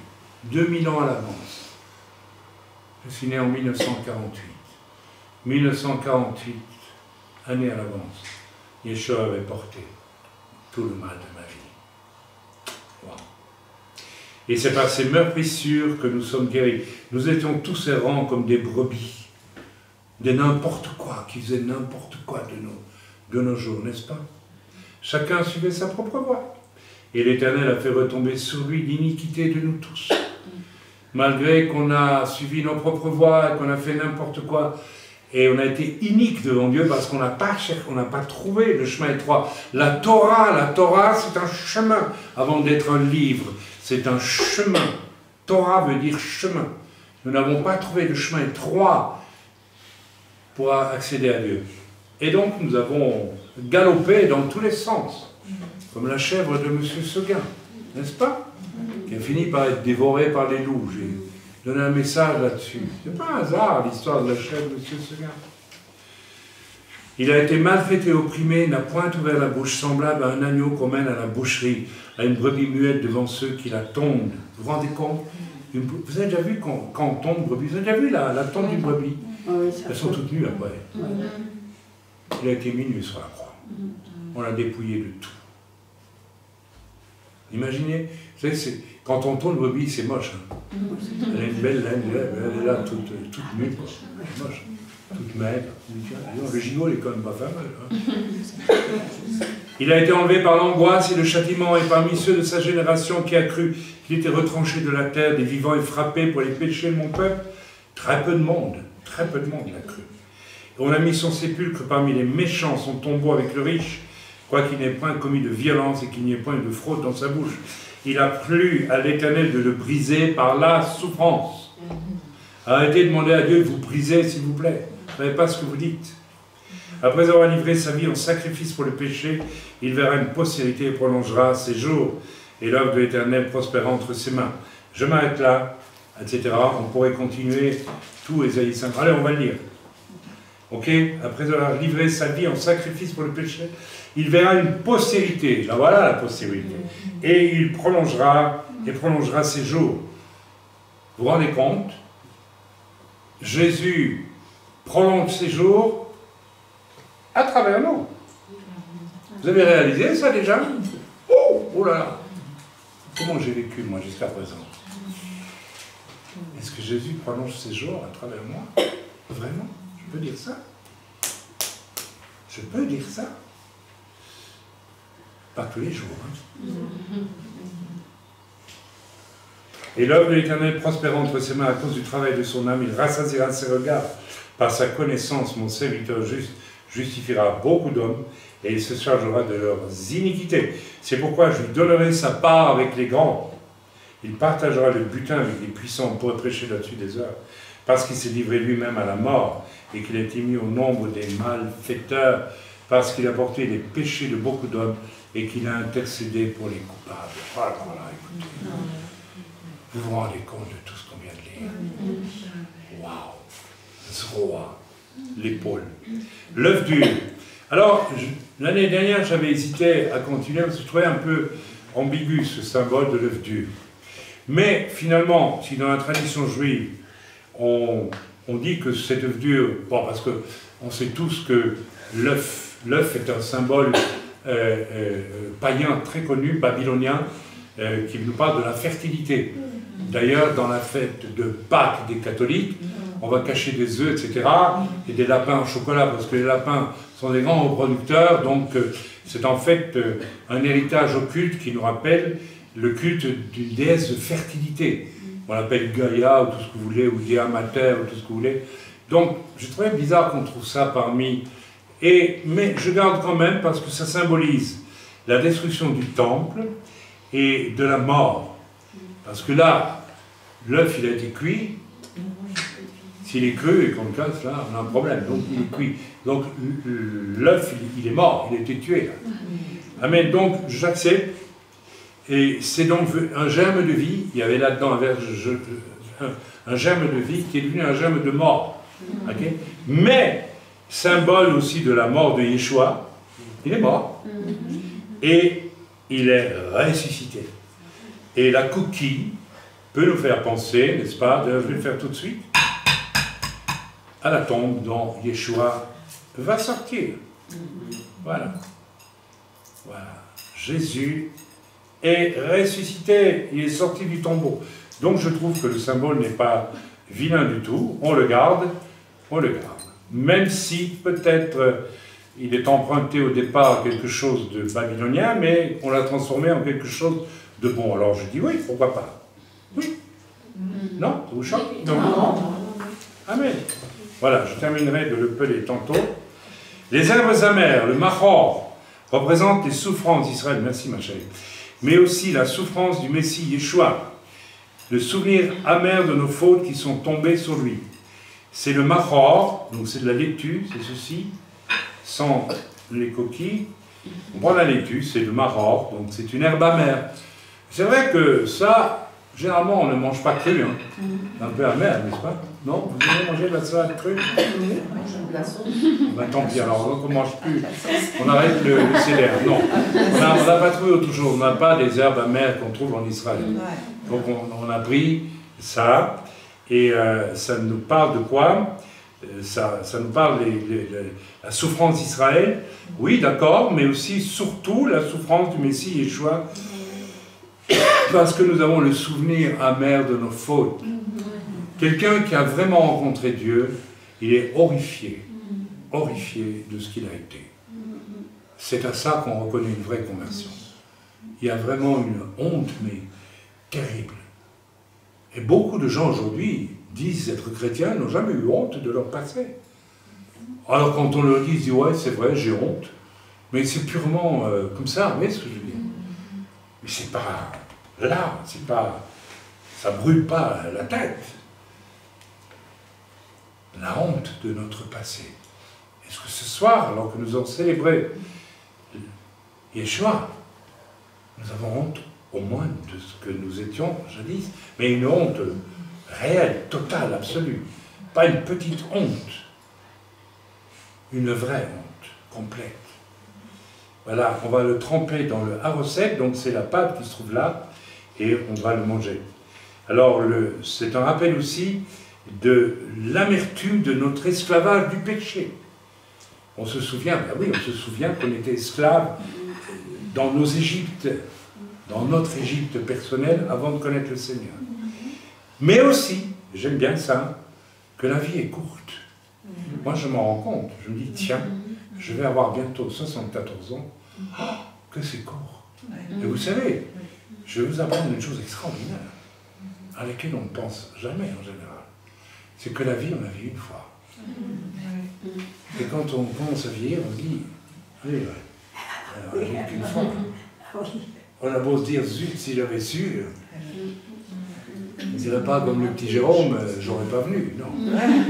J'aurais fait autrement. Voilà, ce qui est bien la preuve que nous avons la crainte de Dieu, parce que nous savons très bien à quoi nous avons échappé. Ok. Le haroset, c'est ceci, c'est une mixture à base de noix pilées, de pommes râpées, de vin et de miel, qui représente le mortier qui était utilisé par les Hébreux pour fabriquer les briques, n'est-ce pas? Alors, nous, ça nous rappelle quoi? Bien, les œuvres mortes que nous avons pratiquées, même parfois, en croyant faire le bien, n'est-ce pas? Vous savez, moi, je dis toujours qu'avant ma conversion, j'étais un pécheur. Mais vous savez, je vous ai annoncé quelque chose d'étonnant. J'ai fait aussi des bonnes choses.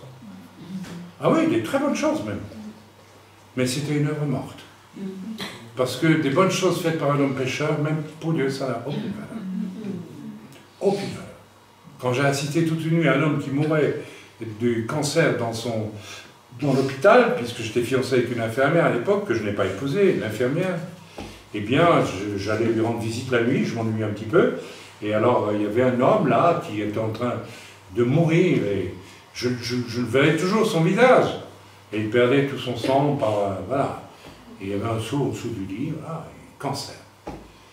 Et j'ai demandé à ma fiancée, il n'y a personne. Et cet homme avait la tête livide, tournée vers moi, il m'a regardé. Elle m'a dit non, il n'y a pas de famille, il n'y a rien. Alors j'ai dit, ben, je vais aller à côté de lui. Alors j'ai dit, oh Chaim, tu as fait une belle chose, ça ne veut rien dire pour Dieu.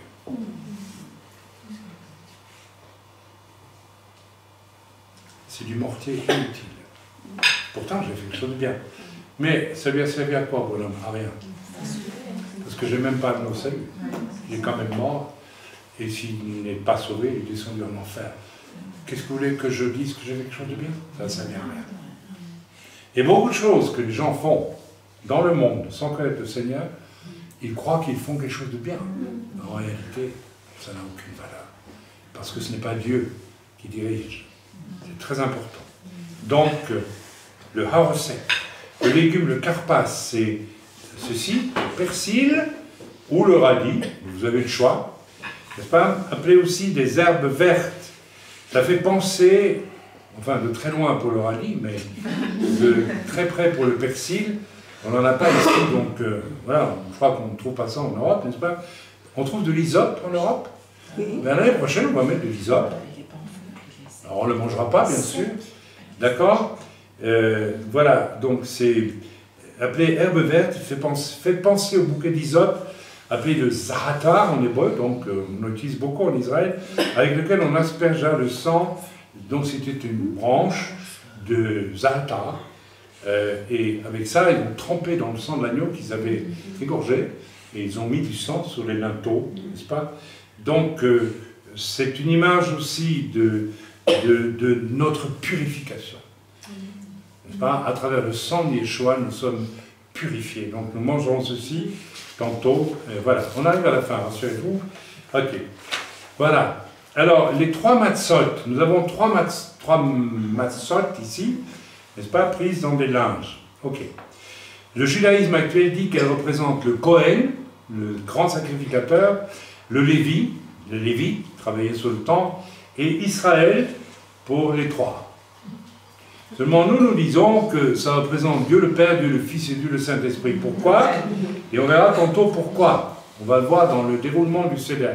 Parce que les Juifs eux-mêmes ont fait faire à ces trois matzot des gymnastiques très particulières qui nous font curieusement penser que Jésus est là-dessous quelque part. Alors, ils l'ont peut-être pas fait exprès, mais en tout cas, ils l'ont fait. On va le voir pendant le Seder. Les 4 coupes, nous avons 4 coupes de vin. N'est-ce pas? 3 d'entre elles sont remplies de vin. Alors, à moitié de vin, à moitié d'eau. Pourquoi est-ce que les Hébreux remplissaient leur coupe à moitié d'eau et de vin? Parce que les vins, là-bas, il fait très chaud en Israël, les vins sont très forts. Donc, pour ne pas être sous après la première coupe, ils mettaient de l'eau. Mais ce n'est pas pour ça qu'aujourd'hui, on doit mettre de l'eau. Si on a un vin, disons, pas trop chargé, on peut le boire comme ça, il n'y a pas de souci. La 4e est en argent, donc je vais modifier parce que la 4e sera celle-là, donc ça ce sera la première.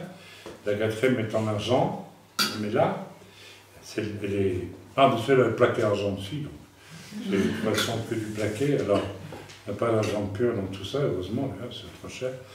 Et ces coupes représentent 4 promesses selon Exode 6, 6, 7. Nous lirons peut-être tantôt. Je vous affranchirai. On va lire. Exode 6, lisons ensemble. Il faut tout lire. Autrement, ça perd du sens. Ça va, c'est pas trop long pour toi? Non, ça va. Super. Je priais pour toi. Je me dis, ma pauvre Irène, elle était malade. Je ne veux pas qu'elle souffre, que je sois trop long. Donc, Exode 6, versets 6 à 7. 2 versets donc. Voilà. C'est pourquoi Dieu aux enfants d'Israël, je suis l'Éternel, je vous affranchirai des travaux dont vous chargez les Égyptiens. Ça veut dire quoi en clair pour vous? Ça veut dire le souci que tu as pour vivre sur la terre, je vais t'en affranchir. Il y a beaucoup de chrétiens qui disent non, non, non, moi je dois réussir ma carrière, je continue à faire ça et ça et ça. Je ne veux pas être affranchi. Je continue à être un esclave. C'est bizarre quand même. Le Seigneur nous invite à plus travailler, c'est bizarre quand même. Mais à travailler pour lui. Il faut savoir ce qu'on veut. Hein. Première coupe. Je vous délivrerai de la servitude et je vous sauverai à bras étendus et par de grands jugements. Je vous prendrai pour mon peuple, je serai votre Dieu, et vous saurez que c'est moi l'Éternel, votre Dieu, qui vous affranchit des travaux dont vous chargent les Égyptiens. Je vous ferai entrer dans le pays que j'ai juré de donner à Abraham, à Isaac et à Jacob. Je vous le donnerai en possession, moi l'Éternel. Alors bien sûr, il faut voir l'aspect spirituel de ça aussi. D'accord? Je n'ai pas besoin de rentrer dans les détails. Donc il y a 4 coupes. Et nous les prendrons au cours du Seder et nous verrons que c'est les coupes que Jésus lui-même a prises. Bien. Alors maintenant, nous allons pratiquer le Seder avec interprétation selon la nouvelle alliance. Il est important d'expliquer aux participants le déroulement du Seder. Je vais m'expliquer et les symboles de celui-ci au fur et à mesure du déroulement. Je viens déjà vous indiquer les... On commence par la bénédiction du Kitouche avec la première coupe, n'est-ce pas? On prie, voilà, et on boit cette première coupe ensemble, et nous allons lire que cette première coupe, Yeshua lui-même, donc il y avait plusieurs coupes aussi dans le Seder de Pessah auxquelles Yeshua a participé. Il y a vraiment 4 coupes. Alors quand vous faites la Sainte Seine dans l'église catholique, voilà, alors c'est bien complet, on ne boit même pas le vin, on prend une hostie, on ne sait pas trop ce qu'il y a là-dedans. Et puis chez les protestants, on prend du pain bien levé, là, hein, du pain aux noisettes ou aux olives, je ne sais pas moi. Ah oui, du bon pain, le bon pain. Et puis voilà, là on boit quand même du vin, quoi. Mais voilà. Et puis là on découvre que tiens, la nuit de Pessah, il y avait 4 coupes et il y avait des matzot, du pain sans le vin. Alors qu'est-ce que je vous disais moi? Donc on lit ensemble Luc 22, 17 et nous allons boire à notre tour la première coupe. Voilà. Donc Luc 22, 17, le voici, le voilà. Ok, voilà. Je lis. Et ayant pris... Non, alors on va lire à partir du verset 14. L'heure étant venue, il se mit à table. C'est un repas. Les Sainte Seine dans les églises, il n'y a pas de repas, rien du tout, on fait la Sainte Seine. Alors tout le monde tient une tête jusque-là. Attention, c'est sérieux. Hein. Oui, c'est sérieux, mais ça doit être joyeux aussi. Ça doit être joyeux, c'est une fête. Shabbat, c'est une fête. Les fêtes juives de l'Éternel sont des fêtes. C'est joyeux. Ah, non, il faut y avoir accès en étant cachère, en étant en ordre. Et il leur dit, j'ai désiré vivement manger ce Pessah avec vous, avant de souffrir. Vous voyez que ce n'est pas n'importe quoi. J'ai souhaité vivement le manger avec vous. Car je vous le dis, je ne la mangerai plus jusqu'à ce qu'elle soit accomplie dans le royaume de Dieu. Et ayant pris une coupe, ayant rendu grâce, il dit, prenez cette coupe et distribuez-la entre vous. Car je vous le dis, je ne boirai plus désormais du fruit de la vigne jusqu'à ce que le royaume de Dieu soit venu. Première coupe. Baruch ata Adonai Eloheinu. Jésus a prié comme ça. Melech haolam borei peri hagefet. Merci Seigneur.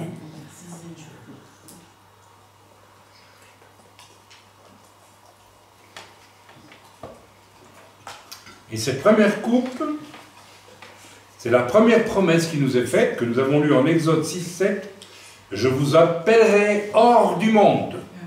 Donc, nous avons, en buvant cette coupe, déclaré, oui, amen, je suis sorti de mon Égypte, à 100%, et je peux boire cette coupe. Autrement, vous n'y touchez pas.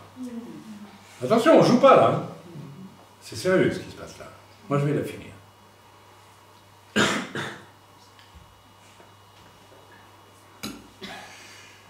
On montre l'épaule d'agneau. Lire Ésaïe 53, nous l'avons lu.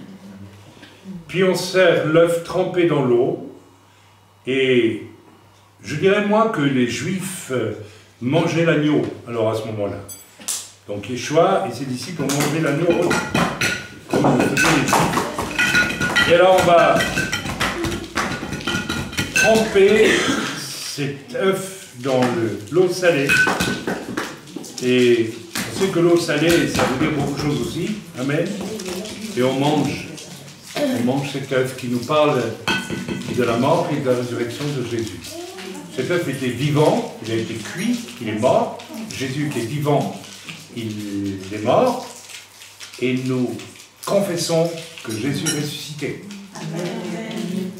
Et nous mangeons cet œuf en songeant à cette résurrection. Et nous croyons aussi à la résurrection pour nous-mêmes. Très amen.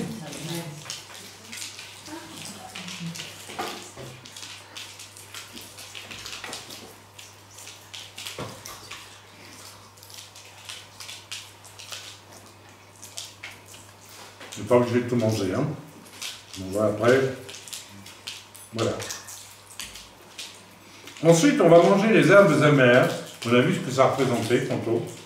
Et on va le tremper dans le haro sec. Alors ça, c'est le souvenir de nos fautes passées, la honte que nous en avons.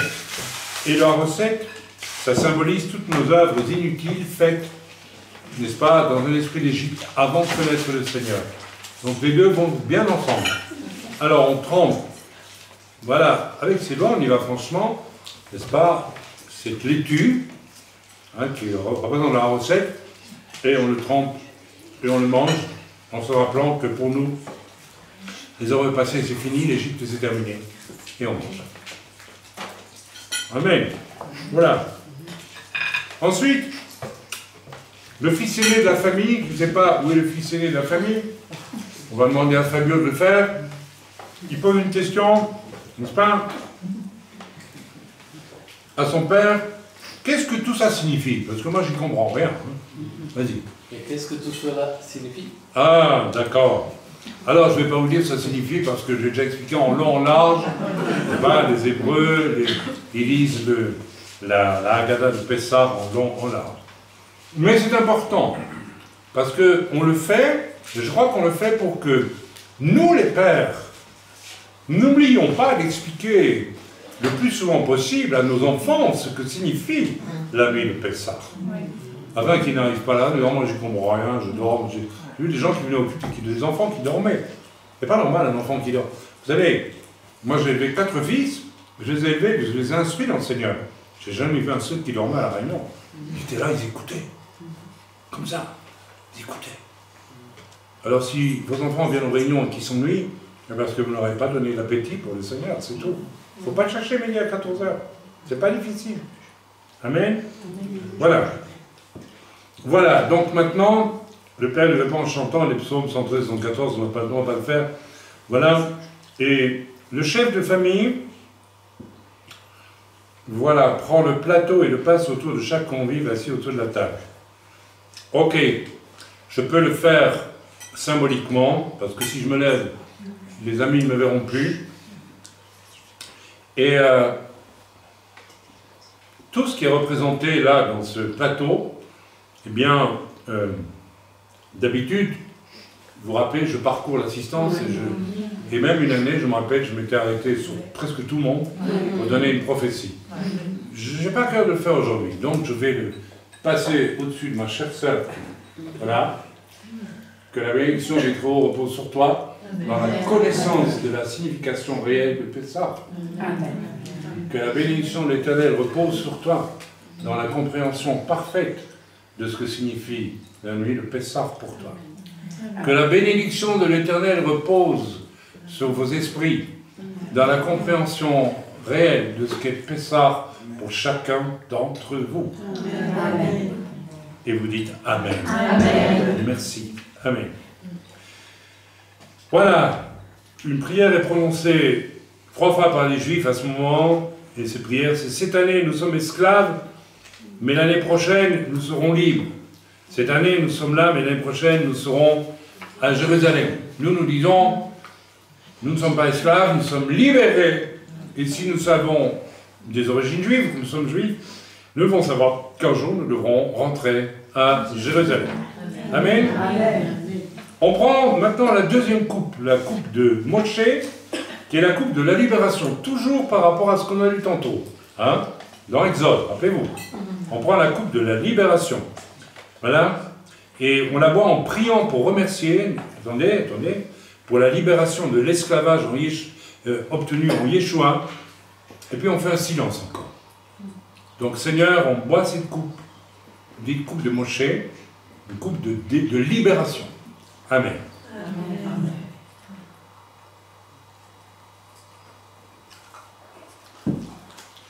Alors, le chef de famille prend la matzah du milieu. Je vais mettre ça là devant moi. Voilà, le plateau du Seder. Je terminerai mon œuf après. Et le chef de famille, alors là, attention, ça va être très intéressant, parce que là, je vous parle de tradition juive. Il prend la matzah, voilà, c'est du dessus. Pour nous, pour les juifs, ça représente le Kohen. La deuxième représente le Lévi. Et la troisième représente le peuple d'Israël. Pour nous, c'est le Père, le Fils et l'Esprit. Alors, le père de famille prend la matzah, la deuxième. Pourquoi il ne prend pas la première? C'est bizarre, hein? Ah oui, c'est le Kohen, il prend la première. Mais il prend la deuxième. Ça, c'est curieux. C'est très curieux. Et qu'est-ce qu'il fait avec la deuxième? Il la casse en deux. Pourquoi il la casse en deux? On ne sait pas. Je crois qu'ils ne savent pas eux-mêmes. Casse en deux. Ça nous rappelle le corps de Jésus brisé. Pour nous, c'est clair. Ok? Voilà. Il remet une des moitiés sous les deux autres entières. C'est celle-là. Je la mets en dessous de tout. Voilà. Wow. Jésus a été mis au tombeau. C'est incroyable. Et il fait sortir les enfants. Les enfants, les petites, vous sortez. Bon, la petite, je ne peux pas comprendre. Mais Lily, elle comprend. Et puis allez, faites un peu le rôle des enfants. Sarah, tu veux bien? Allez, fais un rôle d'enfant. Tu veux sortir aussi? Tu peux sortir. Tu es un adolescent, mais bon, tu vas jouer à l'enfant. Ok. Alors, pourquoi? Parce que ils vont bientôt revenir et ils vont devoir chercher la matzah. Celle-là, oui, d'accord. Qui représente Yeshua. Ça va, elles sont sorties? Alors, je la cache quelque part. Et puis, Maléva, tu peux la cacher en dessous de la nappe, là, chez toi. Ou plutôt, non, donne, parce qu'ils vont... Là, je sais comment ça va pas bien se passer, je ne peux pas comprendre. Voilà. Ça va durer un temps fou. Tiens, je vais mettre... L'année prochaine, donc on la voit un petit peu, là, elle est là. Et puis c'est très beau parce que les enfants vont trouver Jésus. Et c'est ça, les enfants. Si vous ne redevenez pas, si vous ne devenez pas redevenez, vous ne devenez pas vos enfants, vous ne pouvez pas trouver Jésus. C'est pas possible. Ça, c'est très fort. Amen. Ok. Alors, il met la matzah enveloppée sur son épaule. Non, mais non, donne-moi, pardon. La rends-la-moi, on s'est trompé. Excusez-moi. Il met cette matzah enrobée là, il la met sur son épaule, comme s'il portait un cadavre. Et c'est pour, je crois, c'est pour ne pas effrayer les enfants qu'on dit ça aussi. C'est pour ça qu'on les fait sortir. Parce que quand même, c'est un peu... Et il met la matzah enveloppée sur son épaule, comme s'il portait... Voilà. Il va ensuite au bout de la table et cache cette moitié de matzah sous la nappe. Alors, dans le tombeau, ah, je vais le faire ici. Voilà. Tu es la gardienne du tombeau, ma chérie. C'est tout. Amen. Amen. La première moitié qui est restée avec les deux autres, c'est le souvenir du Fils de Dieu qui reste uni au Père et au Saint-Esprit. Extraordinaire. Alors, c'est très intéressant parce que cette deuxième moitié de matzah se dit en grec, et les Juifs l'appellent comme ça aujourd'hui, la ficomène, ce qui veut dire le chef est déjà venu. Vous vous rendez compte? Incroyable, le chef est déjà venu. Et ils le disent tous les ans, le chef est déjà venu. Problème, quoi. Ça fait 2000 ans qu'ils répètent, le chef est déjà venu. Mais non, non, il va seulement venir. Je ne sais pas comment ils font, comment ils règlent ça dans leur tête, mais je sais pas. C'est bizarre, mais comme ça. Vous savez, quand les gens veulent refuser la vérité, voilà. Ok. Le chef de famille fait revenir les enfants et prend la première matzah et la moitié de la deuxième. Je vais donc prendre la première, je ne dis pas de bêtises, et la deuxième, n'est-ce pas? Ok. La moitié de la deuxième. La moitié de la deuxième. Tiens. Voilà. Prends la première matzah entière et la moitié de la deuxième. Et il va les tremper dans le haroset, qui est là, et vous allez le faire aussi. Ce sont des morceaux-là que Yeshua a tendus à Judas. Ça, rappelez-vous la trahison de Judas. Attendez, il faut qu'on rappelle les enfants. Les enfants, vous pouvez venir. Allez. Vous pouvez revenir. Vous pouvez prendre votre place. Venez. Voilà. Vous restez là, vous restez là. Ça ne va pas durer longtemps, rassurez-vous. Alors on peut leur donner un morceau de matzah, parce qu'ils ont été sages, et on va manger un morceau de matzah. Ok? Alors maintenant, nous nous trempons dans le haroset. Normalement, qu'est-ce que Yeshua a fait avec ce matzah, ces morceaux de matzah? Le matzah, pardon. Il a trempé dans la sauce. Parce qu'il y avait un agneau avec de la sauce du tout. C'est bon, ça devait être. Et il a dit, celui à qui je tends, ne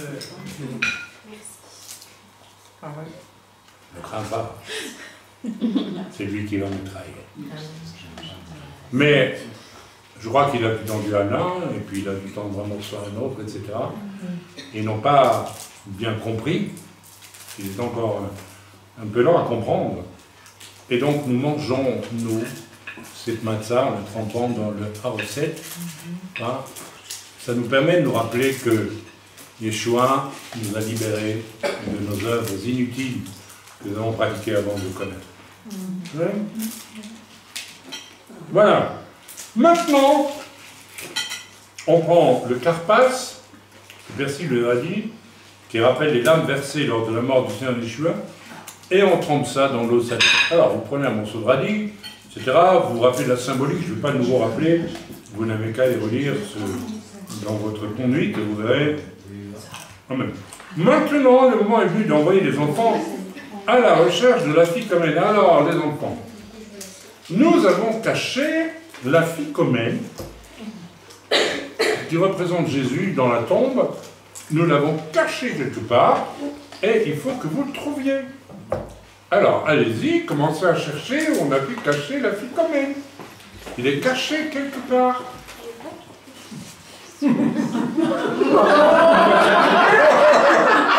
Elle a trouvé la ficomène, bravo! Elle a trouvé la ficomène. Là. C'est une image formidable. Si vous avez un cœur d'enfant, vous trouvez Jésus facilement. C'est fort. Ok? Merci, c'est gentil à toi. Alors, à ce moment-là, on va... Alors, attendez, parce que maintenant, le moment est venu d'envoyer les enfants à la recherche de la ficomène. Et je fais un petit détour ici avec... Rappelons-nous que les chérubins, les kéroubim, qui avaient une forme d'enfant, gardaient l'âge d'alliance. Donc, c'est très fort. Quand Jésus dit, si vous devenez comme des enfants, vous ne pouvez pas entrer dans le royaume des cieux. Tu l'avais pas vu quand on la mettait là? Non. Non, j'ai pas vu, j'ai vu quelque chose de gros. Et la leçon italien. Hein. Ça veut rien dire. Enfin, ça veut dire quoi? Ça veut rien dire. C'est l'humour belge. Un peu comme l'humour anglais. Voilà, chacun mange. Nous allons manger maintenant en souvenir de l'agneau. Seigneur Yeshua, nous voulons tous manger cette matzah en nous souvenant de toi ce soir, de ce que tu as accompli il y a 2000 ans à peu près, qu'importe, ce geste formidable de donner ta vie pour moi. Mes amis, c'est peut-être le moment. Je n'ai pas certain d'avoir vraiment cherché Dieu de tout votre cœur. Là, maintenant, de vous décider à le chercher de tout votre cœur. Amen. Parce que si devant tout ce qui vient d'être dit, vous ne cherchez pas encore Dieu de tout votre cœur, il y a un problème. Mangeons en souvenir de Yeshua. Nous ne sommes pas des Judas. Nous mangeons ce pain sans levain d'hypocrisie, en souvenir de celui qui a tout porté à la croix pour moi. Amen.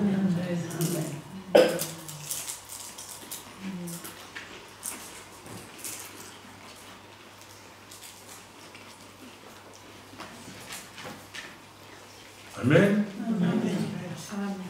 Nous allons lire maintenant, n'est-ce pas, dans notre Bible, la troisième coupe que le Seigneur a levée lui-même. Et nous allons lire ça en Luc, chapitre 22, verset 20. Voilà, j'y suis d'ailleurs, tout près. Chapitre 22, verset 20. Ok? On lit ensemble. Ensuite, il prit du pain, et après avoir rendu grâce, il le rompit et le leur donna en disant « Ceci est mon corps qui est donné pour vous, nous venons de manger ce pain. Faites ceci en mémoire de moi. » Il prit de même la coupe après le souper, donc c'est là, n'est-ce pas? Oui.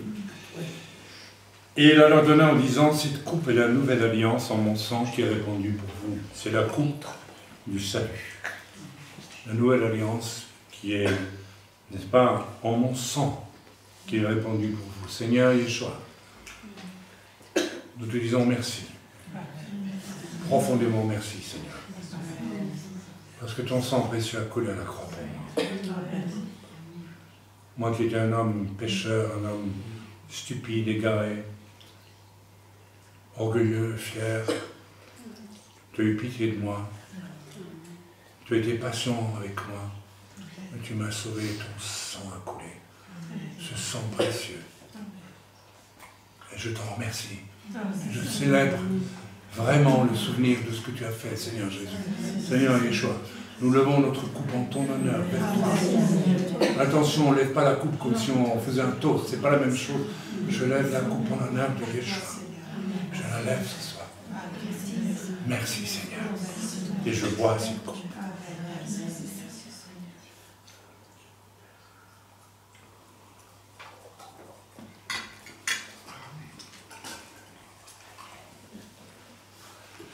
On remplit la quatrième coupe qui est là, symbole d'adoption et de résurrection, celle qui est appelée la coupe d'Élie, que les Juifs ne boivent pas, et on envoie quelqu'un ouvrir la porte de la maison pour voir si Élie est là. Qui veut aller voir si Élie est là? Ah, ben c'est Gianni. Tu fais le guet, tu vérifies bien, hein, parce que c'est jamais. Ouais, par là, par là. Tu vas jusqu'au fond de la colline, tu reviens en courant. Ok.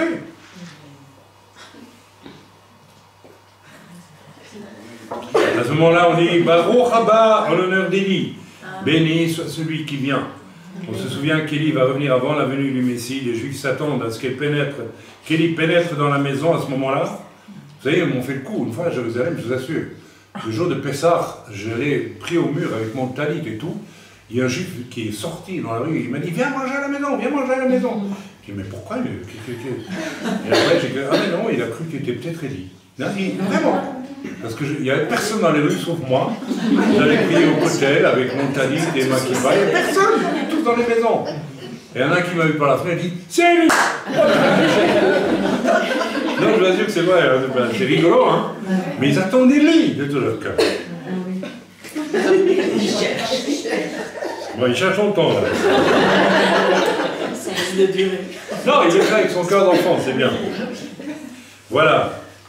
Voilà, mais rappelons-nous que Jésus a dit que Jean-Baptiste avait l'onction d'Élie, et donc qu'il est venu avant la première venue de Yeshua, et que l'onction d'Élie est répandue aujourd'hui aussi, avant la deuxième venue de Yeshua.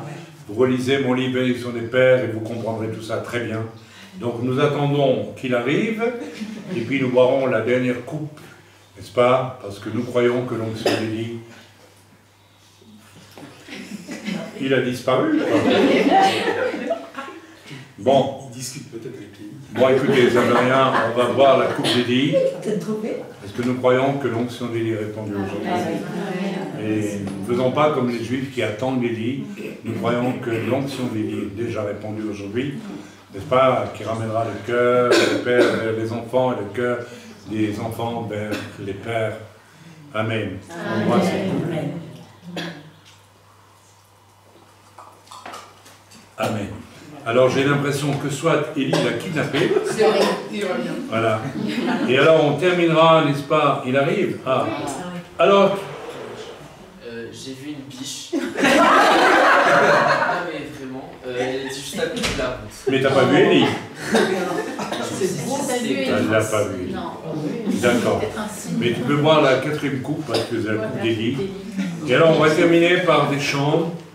Mashiv l'Adonai kol tagmuloi alai. Mashiv l'Adonai kol tagmuloi alai. Mashiv l'Adonai kol tagmuloi alai. Kol teshuot Esau v'Shem Adonai.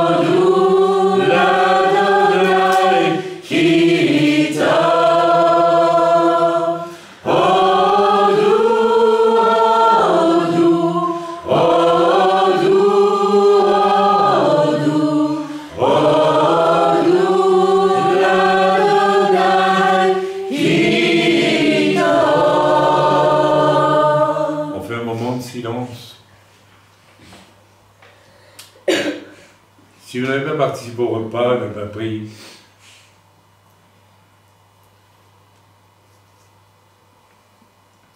la scène, le repas avec nous, parce que vous n'allez pas prendre le repas, c'est que vous vous sentez indigne. C'est le début, c'est le premier pas qui mène à une vraie conversion. Donc, ressentez votre indignité face à Dieu et commencez à désirer que Dieu vous délivre de cette indignité.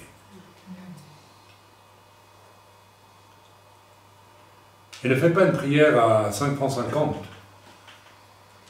Ça va devenir quelque chose d'intérieur, de profond. Et vous le vivrez, ou vous ne le vivrez pas. Et si vous le vivez, ça se verra, ça se saura, ça se verra sur vous. Vous pouvez le vivre maintenant. Si vous le vivez maintenant, alors, tant mieux. Si vous le vivez demain, c'est tant mieux aussi. Demain matin, nous aurons un culte de louange et d'adoration. Vraiment, pour adorer Dieu de tout notre cœur. Et nous verrons ce que Dieu va répandre sur nous demain par son esprit, par le roi Kodesh. Soyez bénis dans le nom de Yeshua.